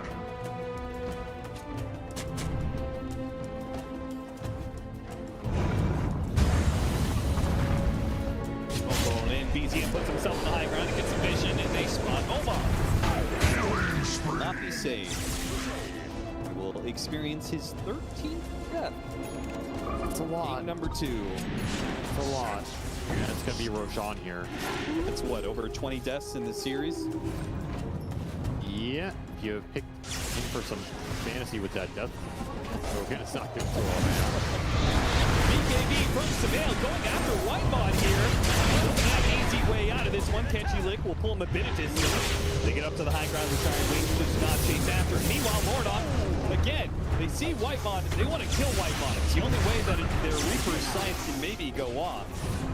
But have to deal with summons. Not have the damage threat. And just straight into the pit. Don't have Lycan opening. Don't have Magnetize. Is that enough of an opening? I think. Yeah, Nigma has all their heroes because Omar popped out. They just don't have the Storm BKB, so Lornoff's very susceptible. If he goes in, he's going to need a bailout. I love this setup. They have the Lycan. The Lycan makes the Roshan roar, and the entire team is moving, I guess, to the other side of the map to prepare for Roshan switching over. They're also waiting for their ults, right? They don't really want to fight right now. Sure. They're happy just waiting this out. They're going to have another Lycan ult, another Magnetize. Roche is going to switch to their side with their outpost. No buybacks or like boots to travel necro to worry about. Very smart play. Iron Wing, it's gonna dodge another smoke from Nigma. What is their smoke landing? This is I think it's 0%, really. It might be 0, yeah. They ganked that one helm creep in game 1. They did. So we'll give them like a quarter of a point for that.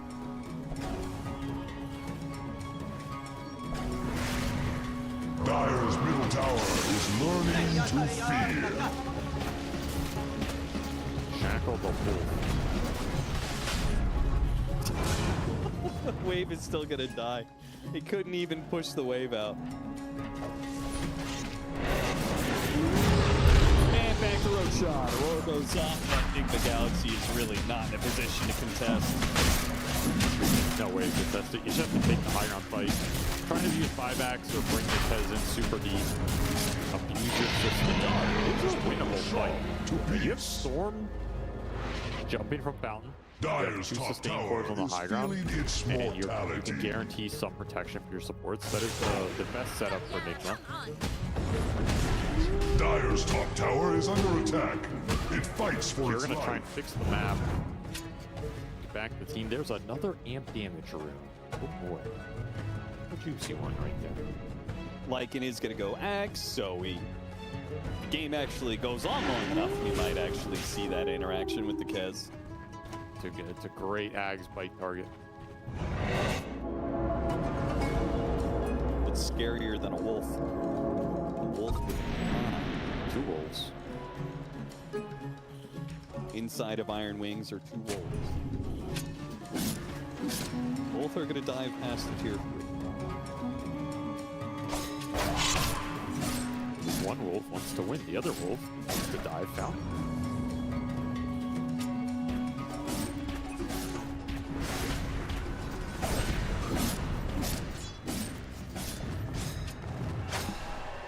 These guys luxury. Swift Blink Kez almost level 25. He is kitted. Smail's just trying to get to his Shivas, so he has some defense. Got there. Kez hits him, which he did get there. Now is going hard. Got the pendulum too.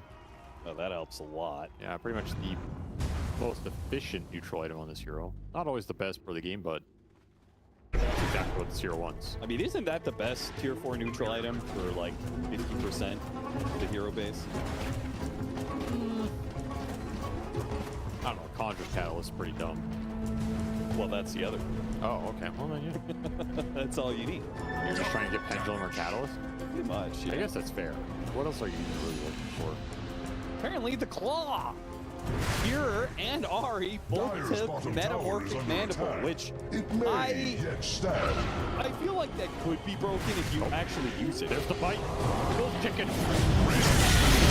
Swag leading on to Smail. Smail, I can BKB and Marzo is dead. Smail is getting opportunity to do a lot of damage on these heroes. The side here don't be quite on purpose, but that Kez is rising him up right now. Hellfire going to be placed on it. Smail can't stay alive. Here just does too much in this Lycan form. Threatening to buy Lornoff. Will manage to pick up a kill though. He's going to get another galvanized stack off of this one and a lot of gold. That was godlike streak. Here's getting low. The shapeshift is gone. Can they finish off this Aegis somewhere inside their base? It would be oh so sweet if they could. They got it. Now with the buyback with Samael.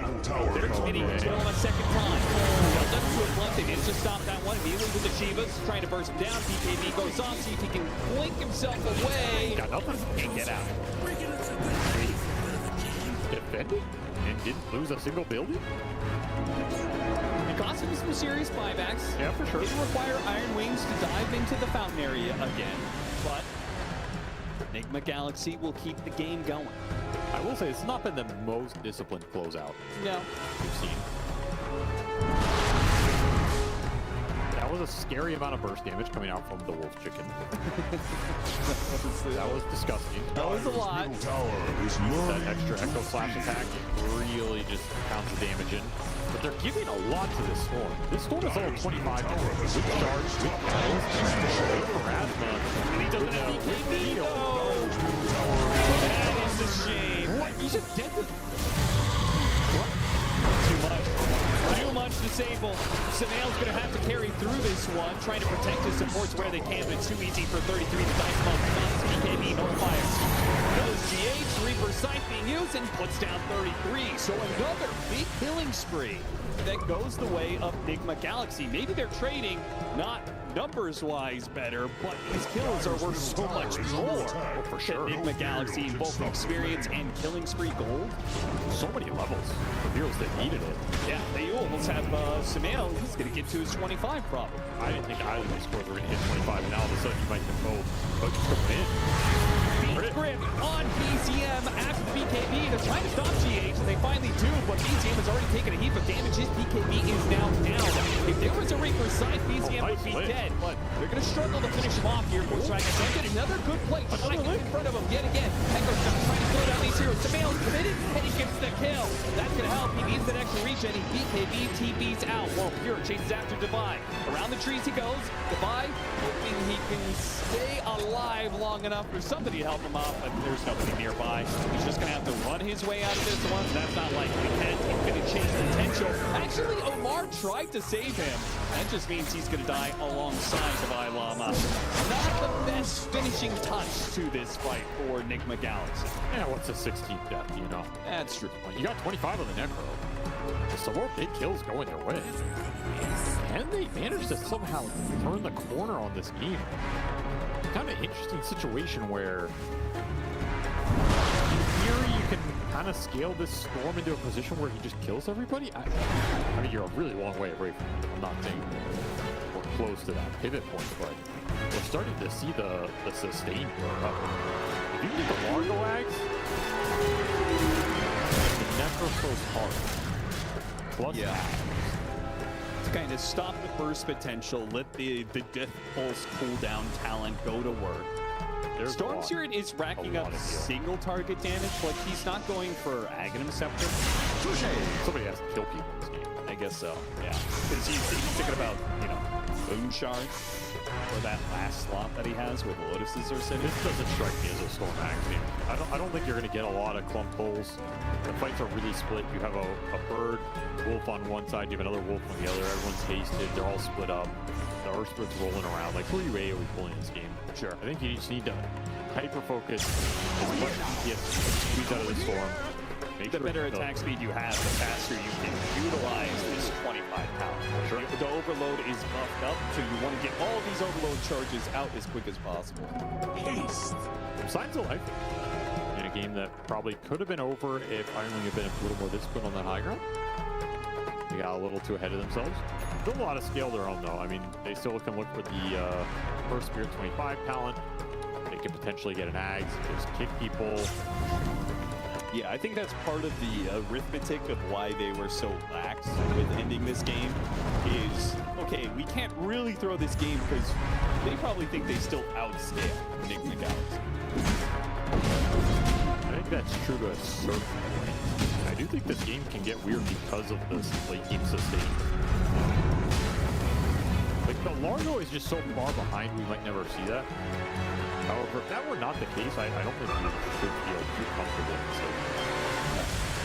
I think Lycan, he struggles in the ultra late, no matter how farmed you are. Scotty almost done for Pure. Where do you go with the Lycan from here? Upgrade your flank, then what? You can get a you can trade out one of the slots for Hex. Okay. Bring more disable. I don't think you really go refresher. Could get an AC in this game.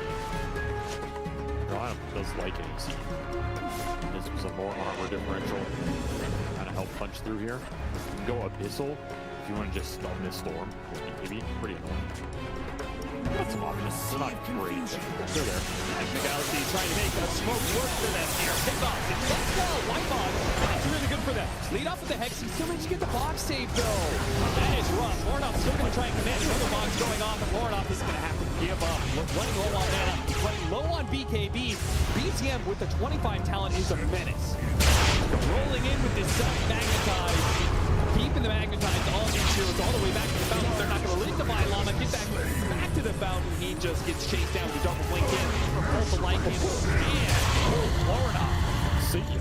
Got bursted down. That was without the Scotty there on the Kez. He gets it now. Absolutely massacred by the double wolf. Facet dance comes in. Another great bushwhack. Ari's making this one. I'm back to Lorna. Trying to do what they can. Heroes already done so much damage, pushing these heroes back into the fountain. And that's where Sumail wants to be. Both the wheel. Might just bail them out though. They're going to get Pure out of here. Just as Sumail was ready to go with the Reaper Psychic, they still have an opportunity. Grappler Khan gets the low ground. They go and get the Hoodwing. I think actually not going to appear here. That's disgusting. He's out. Yeah, gripped. The Bane gripped him from his fountain. Yeah. And he got out. Yep. At 33, instant, he knifeballed out. Okay, this fight looks done. I'm out here. I've seen this before. Every time is not the charm, guys. And they have still not gotten a building. They've taken so many team fights inside of Nigma Galaxy's base. They just refuse. Not a single time do they hit the building. They got a lot of 5x there. Which, you know, 5x will end this game. You know, 3 on a 7-minute cooldown.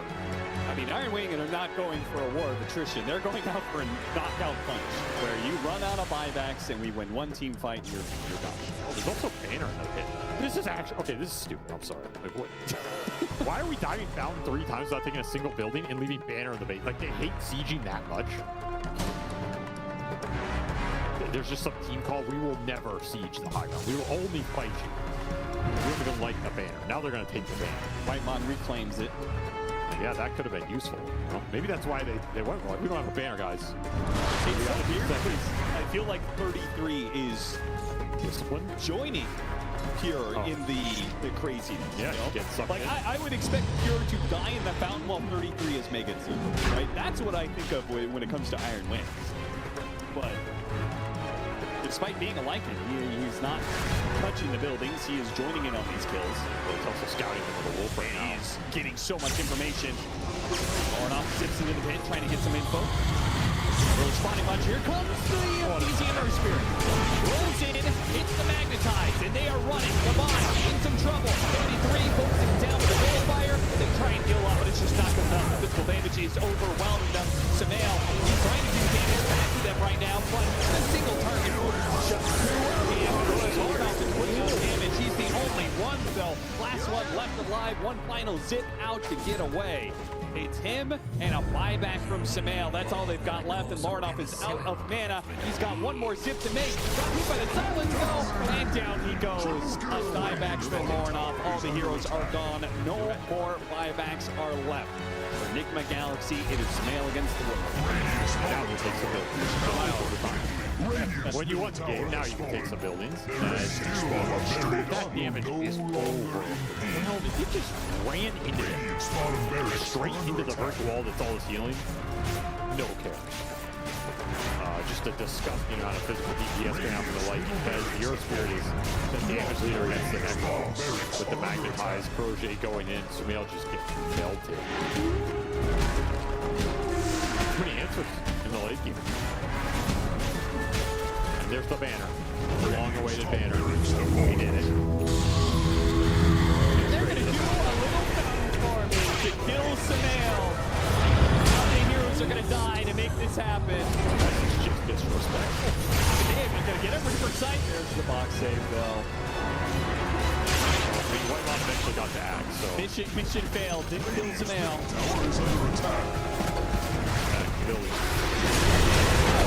Fire Bloodborne on Sumail. Needs some help. Can she help him out? BKB, turn around. They're dying. They're dying. They got to get out of here. Iron Wings, they're losing this fight right now. They're going to be caught in the action, trying to retreat. Pure has one last hit, chasing him down, and he falls. Necrophone Sumail chased him down all the way. They got Whitemon as well. Iron. What is happening in this game? If they lose this game, it will go down as one of the greatest throws in TI history, no doubt. This has been entirely unnecessary, but I'm sure fun as hell.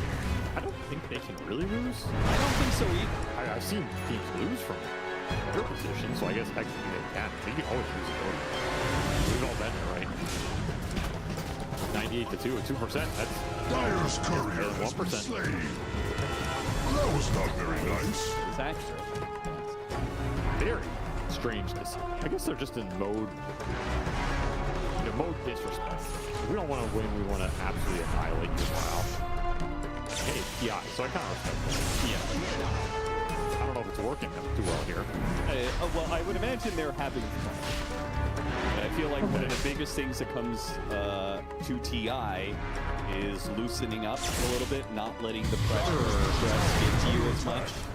There's truth in that. There's also truth in figuring out your form early and building confidence behind that form. Yeah. And they will have a series to play later today. So. Exactly.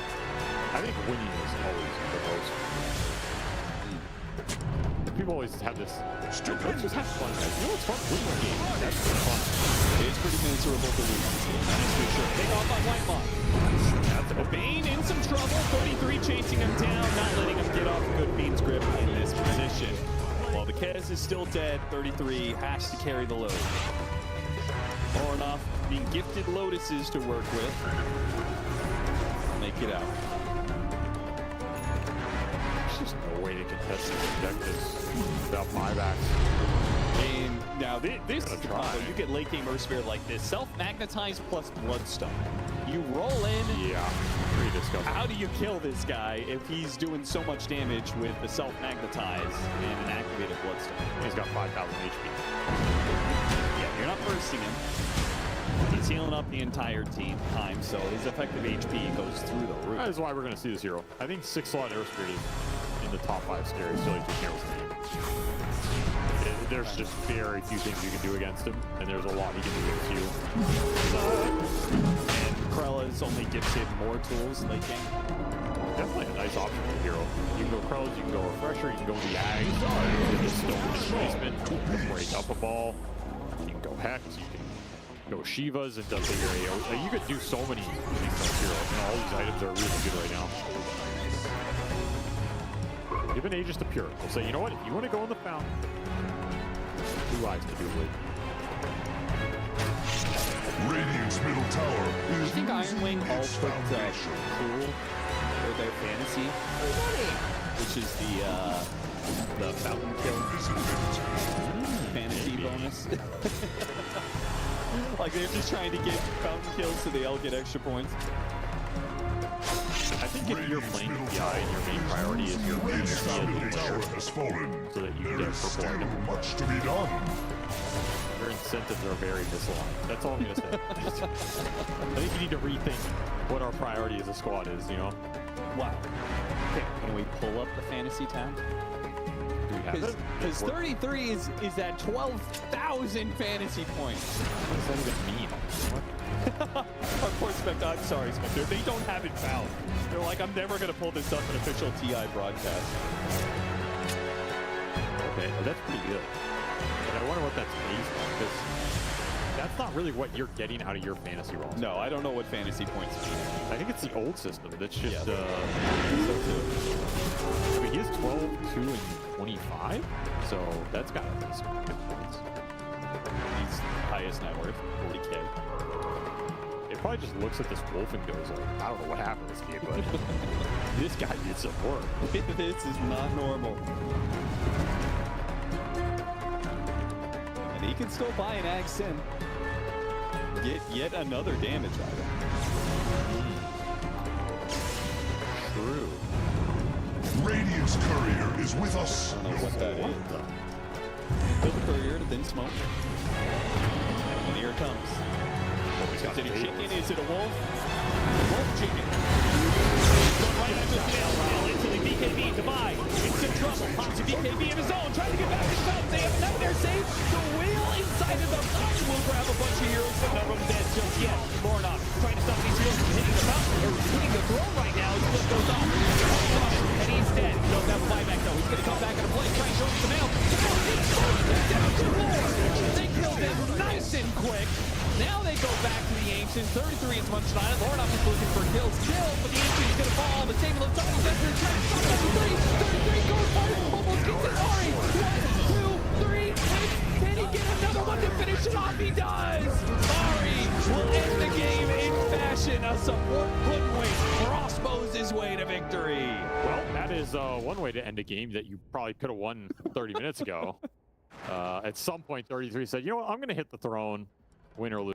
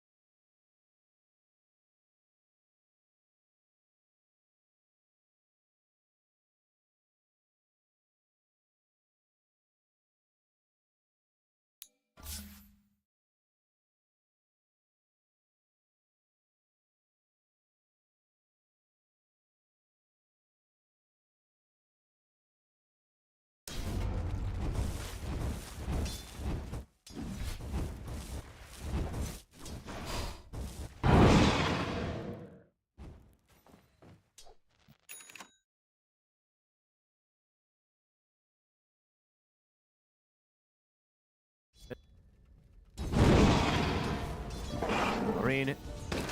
Ooh. AJ, careful. Might get Lagooned. Just on the verge of getting kind of comboed down there by Marine, but... That was so close. You can see what it was going for, though, right? Like, top two, maybe you could close the gap and get that stun there, but not quite able to. Power Rune, 10 seconds. LGD really trying to control that one, preventing Malvarine from getting the fill up. Quieter early game than we saw in the last two, though. 3-3 at this moment.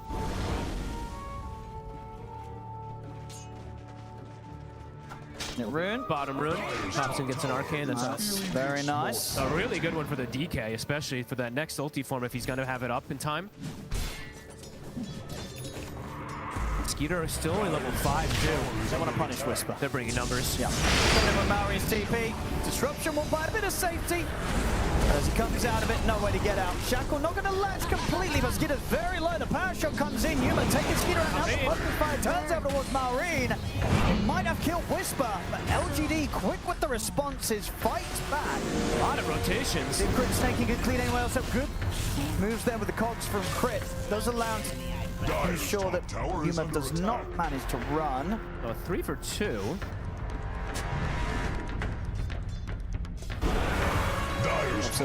Make sure he gets that right at the end of the arcane. Oh so my god. Maximize what he can do with these early dragon forms. That's a big, like, pressuring this bottom tower is definitely going to be the call for them right now. A lot of resources have been used from Falcons there to push them off. Should be able to get almost the whole tower here with this DK ult now. Radiant's bottom tower is just going to move up to the top. But Falcons, they are hot on his heels. I'll take him out. It's Snaking's level 6. Oh god. Whisper's like, wait a minute. Radiant's bottom tower is under attack. Bounty runes as well for Snaking to pick up for the team. Okay, wow. I mean, that's, yeah, catches him completely off guard. The wraparound and the level 6, both positions. Really clever there from Snake. Middle tower, though, will be claimed. So good aggressive move from LGD. They're going to have access to this bottom side, which is where Sven does like to live. Is under attack. And what do you expect from Thompson on the build? Is it just going to be this Blink to open things up? I think so, yeah. I would imagine. I imagine, like, what, maybe Blink Mage Slayer or Blink BKB? Sounds a little boring for Blink BKB, but... is feeling its mortality. Oh, that's what an arrow. That's a clean one there for King Juggles. What a beauty. Dire's top tower is under attack. Skeeter continuing to struggle. Look at the difference between him and the other carry, right? 1,300 at this point in the game. Helps him. EK forms back up. Power shot slow as well. Marin tries to turn. Shield Bridge there is going to protect him. Crit comes in with the cogs, holds back Thompson. 5 heroes from LGD. Crit should die for this, but was at least able to make sure that Maureen gets out safely. Oh, the aggression that they're bringing. They literally bring all 5. DK form coming back up probably because of that arcane rune usage. And maybe get some damage onto this mid tower because of it too. Dire's top tower has been lost to war. From the side, okay, Amar is going to get involved now. So the support kill, and he finds it. What an angle. He's tanky too, so this build that he's gone for, right, rather than Diffusal, Treads plus Falcon Blade, this is a 1,500 HP Pango. It'd be annoying for them to just burst down in the early game now at this point. Yeah. So they've obviously got good setup and stuns, but it might not be as quick as a kill as they would have hoped for if they do try and throw things down onto the Pango. Yeah, their damage actually, it takes a little bit of time to build up, so it absolutely could be enough to protect him until an ally gets there.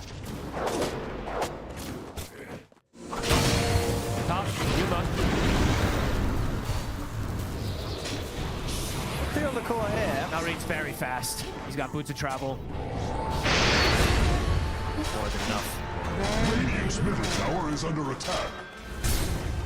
Skeeter. They actually look for him here. Whisper's trying to close the gap.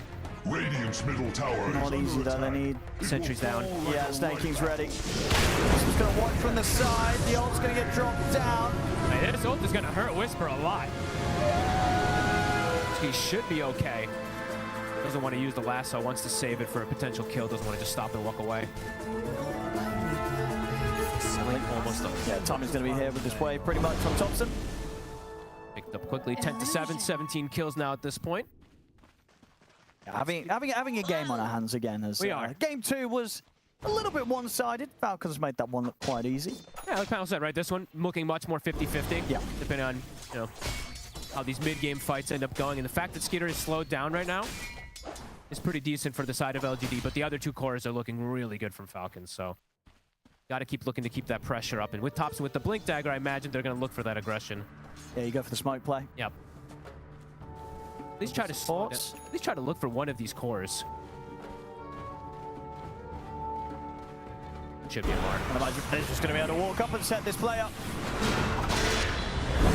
A little awkward. Off the mark, but with the focus fire and the shackle, they'll still have no trouble taking him out. I mean, they do bring the 4 again, though, so I mean, there's all that space. Every time Skeeter sees that, he's like, woo! Rubs his brow, and he's like, I've got all the space in the world to catch up, and he is starting to. They don't really have an access point now down to him here either, since they showed all 4 up top. Somebody TP'd mid too. Skeeter knows he's very safe to get probably a solid like 2 minutes of farming. Ooh. Off the mark there, Crib.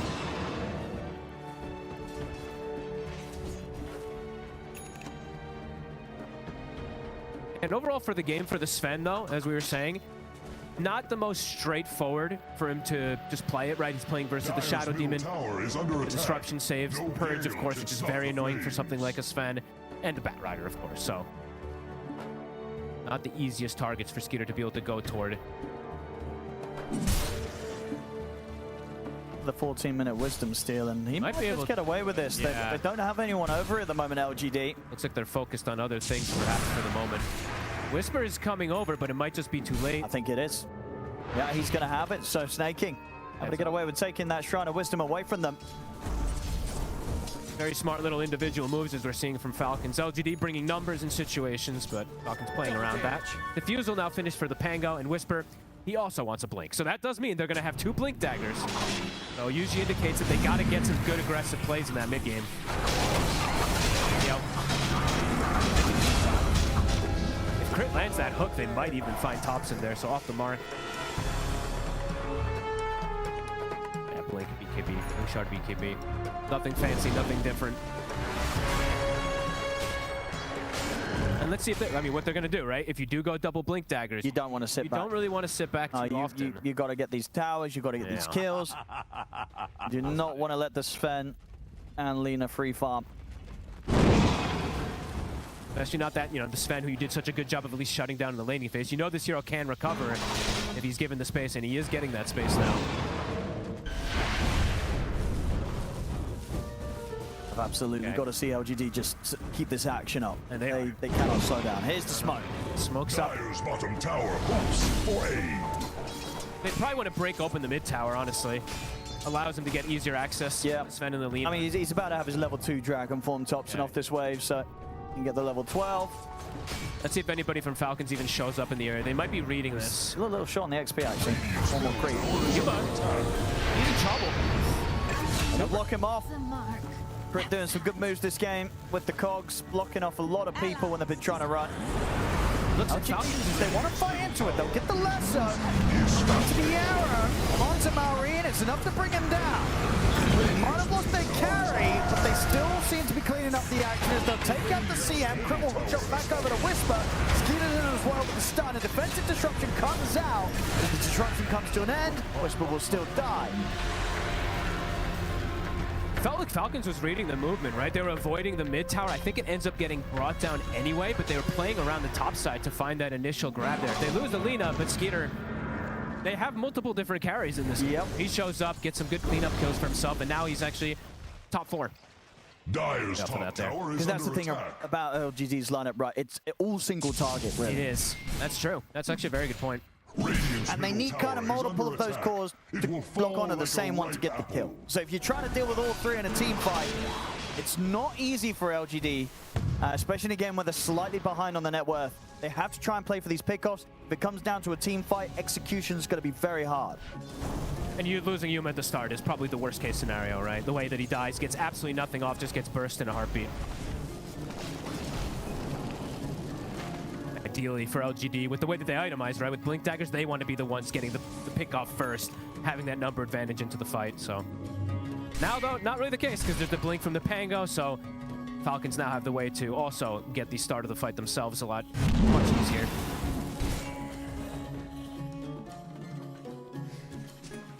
To 10.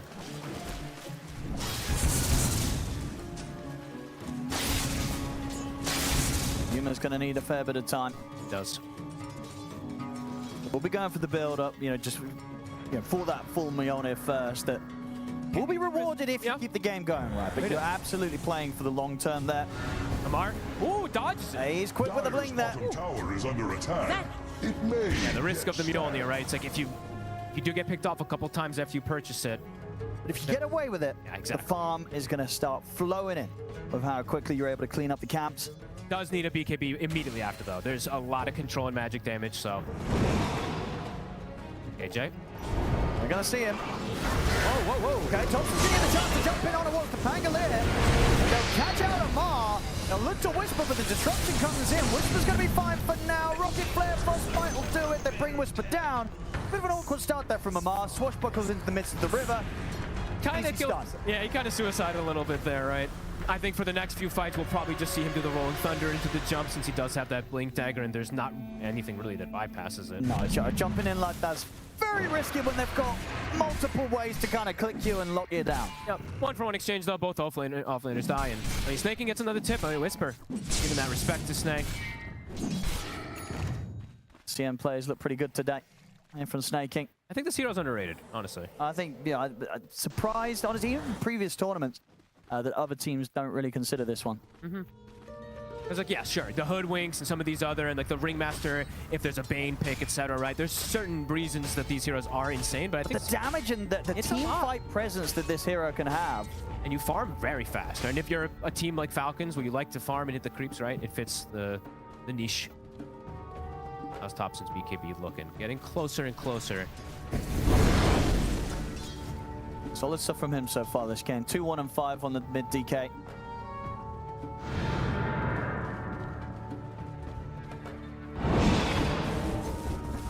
Aurine very close to the Aghanims. Should have that done for the next fight. Level 15 also has been hit. Yeah, there's the blink, so double blinks on both. I mean, both sides having kind of similar things in a way. Maybe not from the same roles, right? But I like this as well. This is something where he can get away with this game. Just not getting the BKB, just tank up, get the heart. Will he commit for that, do you think? Or because obviously a lot of the stuff through the BKB, right? The lasso, the focus fire. So just having raw HP, beefing up, extra damage. And BKB is usually just much better and safer, but because there are still a lot of stuns that the BKB will stop. But we'll see if he commits for this skid. It will be a lot of fun if he does go for the Blink Echo straight hard to Taras. I mean, massing strength is what you always want to do on the Sven, but you're going to hit hard, and you're going to have a lot of HP they've got to get through. Heart is also a pretty broken item at the moment too, but yeah, we'll see. A bit of a crazy one if he does want to go for it. DK, BKB is finished. LGD. Dire's middle tower is learning to fear. An easier way to approach this fight. Falcons will be able to get this tier 1 mid. Tormentor time. Start to swing toward this bottom side. Dire's middle tower is under attack. Very close to his own BKB, just 1,000 gold away. They're setting up bottom. They want to contest this Tormentor, or at least get some type of kill outside of it, perhaps we see here. Wind Ranger and DK kind of inching forward. Let's get that. Not with the blink just in time before they did.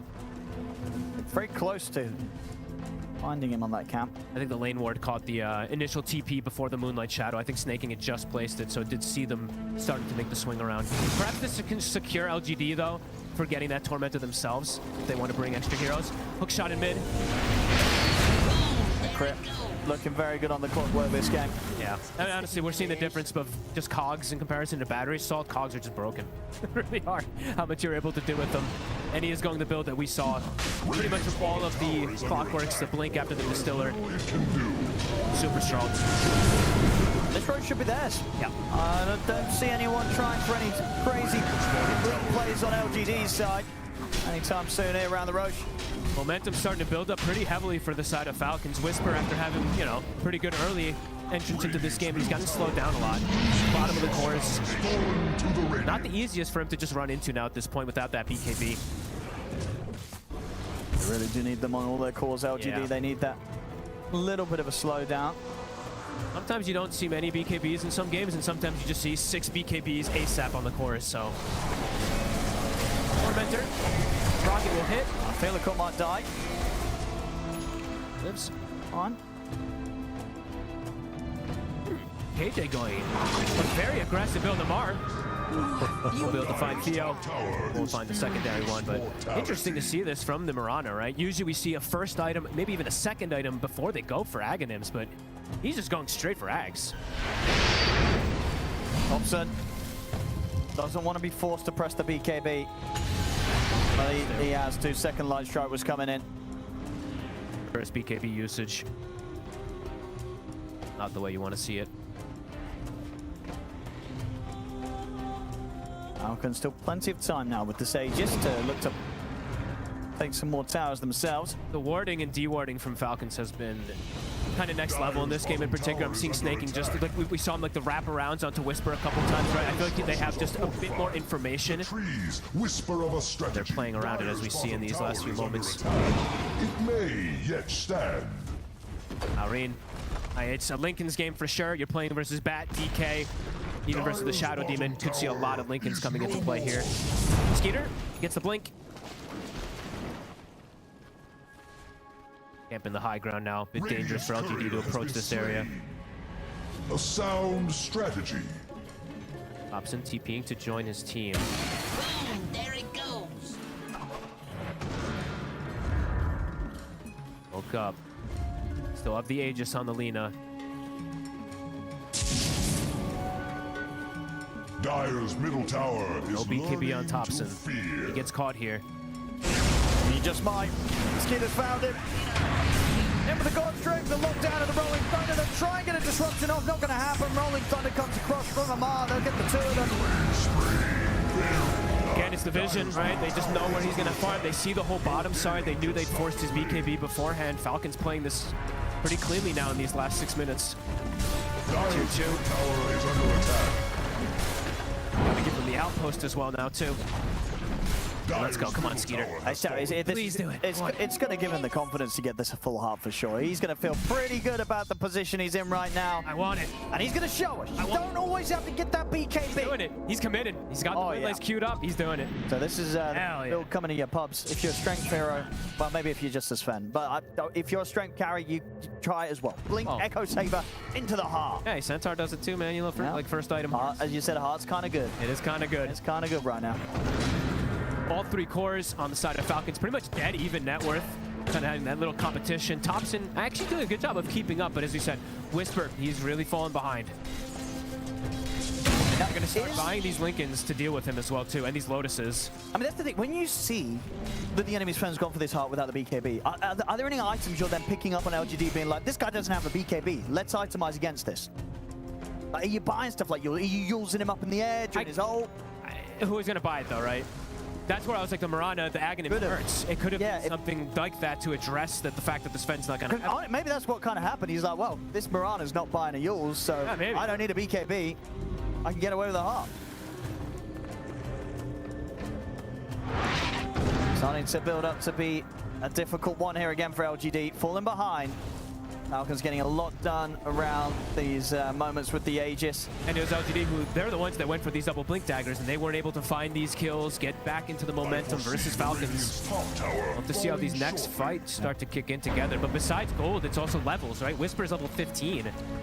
Yeah, he's falling behind a bit, which is struggling. Of course, the case with the bat, and one of the reasons why a lot of other offlaners aren't playing the bat right. Whisper can absolutely make it work, as we've seen many a time, but some of the flaws of the bat as a hero and the nature of the hero is definitely being shown when the game slows down like this. Yeah. If the game slows down, like sometimes what I see Whisper do is he'll go to Boots of Travel, he'll keep up with the farm and all that, but I think he probably felt like he had to do a little more this game, so he couldn't go that super greedy route, and we're seeing the results of it. It's hurting him a lot. It's hard. Independently. Not as hard as game 2. Still very much a chance here for LGD. Both Thompson and Yuma, you know, they're not far, it's pretty much the same as the cause of Falcons, just the struggle being that it's up against 3 very farmed cores of Team Falcons right now. And it's overall, you know, a DK, which is a hero that, at least I haven't seen how much it like does as the game progresses lately. It feels like it's fallen off in comparison to a lot of these other heroes that just scale a lot better. But we'll have to see. It just takes a lot of items really to be able to get to the point where you're doing any sort of formidable late game damage. And you're not like you're not the safe lane who goes to that old build, the Mask of Madness, Armlet, BKB, Daedalus kind of style. It's a bit different. All right, LGD. BKBs are ready. Aegis is gone on Falcons. Gone. These Lincolns, though, very problematic for them to deal with. The initiators have to find a way to break that. And that's perhaps why we do see the build that Thompson's going for, right? Getting that Lincoln's breaker into the stun. They do need it. Dire's bottom tower hopes for the long wrap around here. Doesn't mean they're going to lose their wisdom again. A couple that we've seen Falcons be able to steal away. These levels absolutely matter. Snake. They're going to know now. Thompson's still going to try for the jump. To get the BKB off. He's gone for 50 seconds. Whisper will be able to burn down Snake King. Whisper. But as his own BKB comes to an end, Whisper is going to get tripped up by the Rolling Thunder. Dealer call offer up a disruption, trying to save it. Will allow to get the blink off up to the high ground. Can he get out though? He's not going to be able to. The hook shot's there from Crip. So Thompson, he wanted to lead the charge, go for the jump, but one of those situations where he did hold back on popping the BKB, doesn't get a chance to get it off. Oh, and honestly, another thing that it's kind of obvious, but like overall, the other things like besides Batrider getting nerfed a lot, dude, Distiller destroys this hero. You're fire flying around the sides, and they just Distiller you even with your BKB on, and they see you. So he's trying to play around these angles, it's just not possible. And yeah, like you said, Thompson not getting that instant BKB off, quickly burst down. Map feeling it small for LGD now.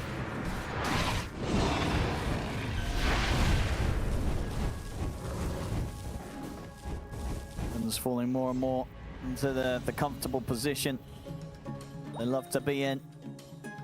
Holding control of the map and having their options open. They can look to try and close this down, or they can happily farm to their heart's content on the Sven and the Lina. Absolutely. Only one really with that tried and tested scaling potential being Yuma on the Whim Ranger, but again, not easy for him. A few too many cores that he'd have to try and take down as a Whim Ranger alone. Yeah, and the real difficulty is even though they have a save too from the Shadow Demon, the burst comes out so quickly from Falcons. These heroes die, as you saw, before the BKB is able to get off in a lot of situations. And yeah, map is small. Falcons looking for the next play. They're gonna find the big killer swap. They get Yuma, and he's gone for a minute. Can't even get the BKB off again. They just have too much control. Another one. And that's a gem. They just picked it up, immediately stolen away. Falcons, they're definitely going to be ready to get back on towards the high ground here. 2 dead on LGD. They can take the buildings down very, very quickly here with this incredible amount of damage that Skeeter has. It feels like they've played really well around the information. Just knowing where LGD is going to make the moves, reading the moves as well too, and just keeping this farm and keeping the fights going in their favor. Ags now for Amar. And a DD rune as well.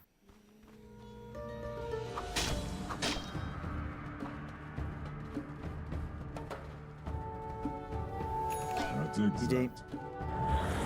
No crazy item pickups really that close. Yeah, sure, there's the Hurricane Pike now on the DK for Thompson, but it's just not really an item that gonna do anything crazy. It's just you said you can see the merit of it, but yeah, it's still. Tower is under attack. They need a whole lot more. They sure do. Their damage is going to be pretty slow. Wind Rangers take some time with the focus fire, and now there's the war cry with the shard as well too.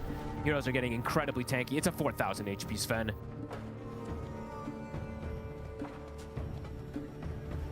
Still have this ward as well too that we saw them place deep. Mirana. Look at the opening onto Thompson. Thompson will be able to slide back up to the high ground. TP back up from Nigma coming in, but can't stop Theo Lecor being taken out there on the stairs. Mirana doesn't even have the Aghanims done yet. It's been a long time coming, that Aghanims. He did have to buy a gem for the team, so it didn't hurt him, but there's a reason you don't see most people rush it like this. Getting that small item in between just helps you get to it even faster in most situations. We'll get the catch in. Nice bounce back. That'll keep the game going. There we go. 70 seconds or so without the Pangolier. Topsy getting a decent amount of money from that kill. I think that was the first. Can we actually check? When was the last kill that they had beside? It felt like it had been a long time. Yeah. So about 10 It was just, yeah, it was just Amar, right? Amar. And Snake, sure. Oh, Snake. Yeah, of course. Yeah, that's. Dire's top tower is under attack. It's something. Give them another minute of gameplay to try and close that gap a little bit. Oh, they saw him. Dire's top I think that top ward does scout Yuma. Thompson by his side, they're straining onto Yuma, but Yuma got the BKB on the shackle. Turns with the shackle into the Dragon Tail, stunned under the tower. Skeeter's in trouble. He'll try and pull himself away, but the jump forward there for Thompson. No way, he's regenning. They're going to bring it down, though. Well, right, that's a big one. You know, that's one of the cases where you go, well, there you go, kids, that's why you buy BKB. Doesn't matter how far ahead, you need a BKB. That leaves you vulnerable. If you're trying to dive towers, they catch you in a stun, they'll find the follow-up. So that's another big kill. They Massive one. Amar in the mid. They over to kill off Skeeter. I think they recovered a gem too, right? Off of one of these kills. And they might get a Roche. This is pretty huge. All right, we've definitely got a game on our hands here. They have buybacks. Okay, maybe they don't get if they want, and I don't even know if they need to use it. Crit is in the area to go for a steal, so yeah, the Roche is a little too far. They can't get too ahead of themselves. LGD, they've got to kind of reassess the situation. Dire's middle tower. They've got the two big kills. It was massive. Bit of a chance now to get things going back their way. Gets them a full item on at least 2 of the cores potentially after those, so pretty huge. Malrine though, keeping his composure, keeping his cool. He's like, you guys, I don't know what you two are doing, but you know, getting caught. Did Skeeter go for, is he queuing up the BKB or no? Still not yet. Nah. One death's not. If you die a couple of times without it, then you're like, I'll buy it. But once you're like, nah, I don't need BKB. I'll be fine. He was completely isolated, to be fair, so. Looking to secure the area, still trying to set up for the potential of that Roche. It is going to move in about 40 seconds, though. Skeeter is back up.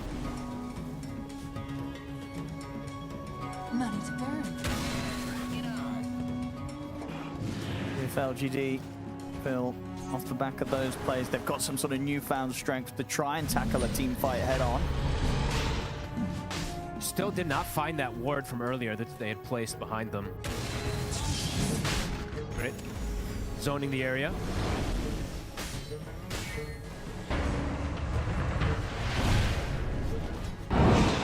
Daggons are starting to get upgraded. Malrine's burst increasing, his cast range of course too. They're committing for the Roche. Any chance of a steal? They're closing in. It's gonna move. It's gonna get arrowed in place though.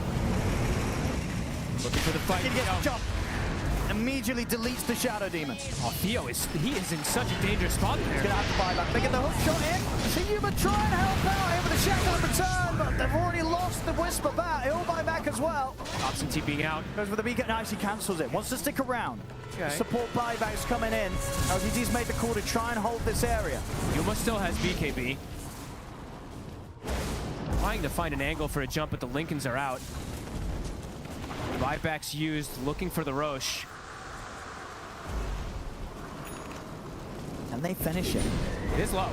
Should be able to. It looks like Falcons are going to give that one up. Oh, God. I mean, why did Falcons fall back completely from this? I think they don't. BKB cooldown, right? Sure. I think was still there, and then it would just been too much of a risk, even though that they have this kind of lead at the moment. Well, there's no BKB for the Sven, sorry, and then Whisper, that's a dieback. 100 seconds, he's gone. This isn't that better country. entry. I guess they're just afraid of like Yuma still having the BKB and just maybe not feeling like they need to contest it, right? Maybe they're like, we can just deal with an Aegis. Thompson. Arrow will catch. Still set up there. Is it enough to take him out? Oh, he's got the shield crash down, the swashbuckle off, and now the backup comes in. Skeeter jumps forward on the top with the shackle shots in play. Holds him back, rolling thunders there though from Amar. They take out Thompson. Turns over the focus fire, destroys the Sven, also takes out Snaking. Amar and Marin are trying to finish up the job, but he's got the Aegis. He's going to be back for round 2, but he's completely on his own. They can't push back into the light strike array. And perhaps that's why, right? They're like, we can probably just deal with it. Yeah. Easily. Didn't matter that they had an Aegis. Didn't matter that they lose Skeeter kind of early on in that play. They can still clean up the team fight, take them all down. They're confident in their scaling. That just has to be the answer, right? So even though they have Sven dying, they have these 3 cores that are just incredibly farmed at this point. They just didn't have enough to get the Pango at the start there. Good lockdown with the stuns, but not kind of anywhere close to the level of damage unless Yuma's around. Yuma turns up. He has got a crazy amount of damage over cut through the thousands of HP that the Sven has, but he can only do it kind of once, and against these multiple cores, seeming pretty hard for the Wind Ranger to carry alone. Disseminate also adding a good fair bit versus that Sven, but yeah, Falcons, they've got more than one carry. Dire's top 2 sets cleaned up here. Dagging 5. Liga is hitting it every single one of the timings. Crazy burst and netted up on 25. There it is. So it's just so ridiculous that you're doing so much magical and so much physical when you go this build, right? Alvin having a pretty flawless game here, 9-2-6. 23,000 lead. And the growth for Thompson, it really is much of nothing, actually. It's a blink the BKB, and then he's got that Lincoln's Breaker, but not too much extra increase for him. It is just all on Numa to try and kill an entire team somehow. Well, that's a pretty busted neutral item with Lina, huh? The mandible. Yeah.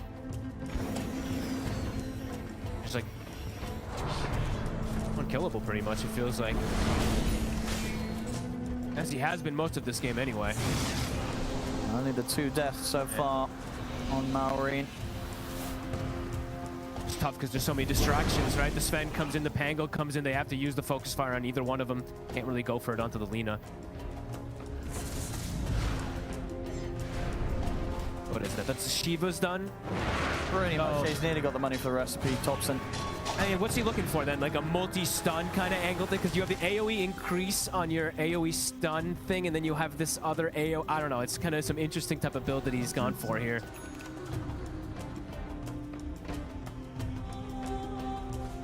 Full AC now for Skitter, completely foregoing for that BKB. Yeah, so much goes through it. Absolutely doesn't need it at this point. He is so far ahead. Shot. Whisper. Won't be able to get away. Snaking will not. He does get caught. Radiant's bottom tower Disperser for Amar.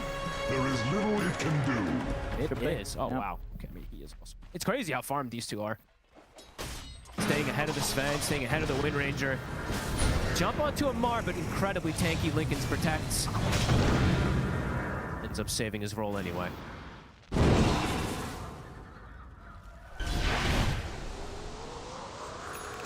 He's unable to punish Maureen. And he's not the tank. Like, if they could find him and isolate him somehow, right, they can kill him pretty easily, but it's just the fact that he's so fast around the map. He just clears these camps in seconds, rejoins his team. They can't take advantage of this at all. Can't punish this Lina.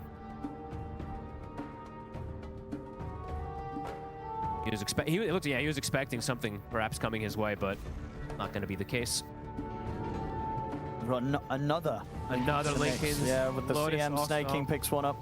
I mean, how are you gonna lasso a target, really?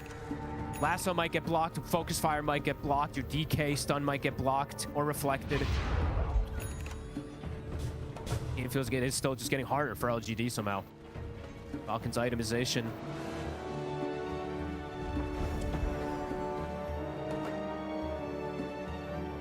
Perhaps go for that final fight here. picked up for KJ, but there is so much hybrid damage. Ooh. Whoopsie. All right. Wanted to go for Yuma there, but Maureen blocks his hook. Might have been a bit of a risky hook. Going into the base, or you think they get away with it at this point? Yeah, maybe. You can at least try to force a reaction, maybe force a BKB-MR. He'll go for it. Get the setup on a Yuma. Stunned it. From there.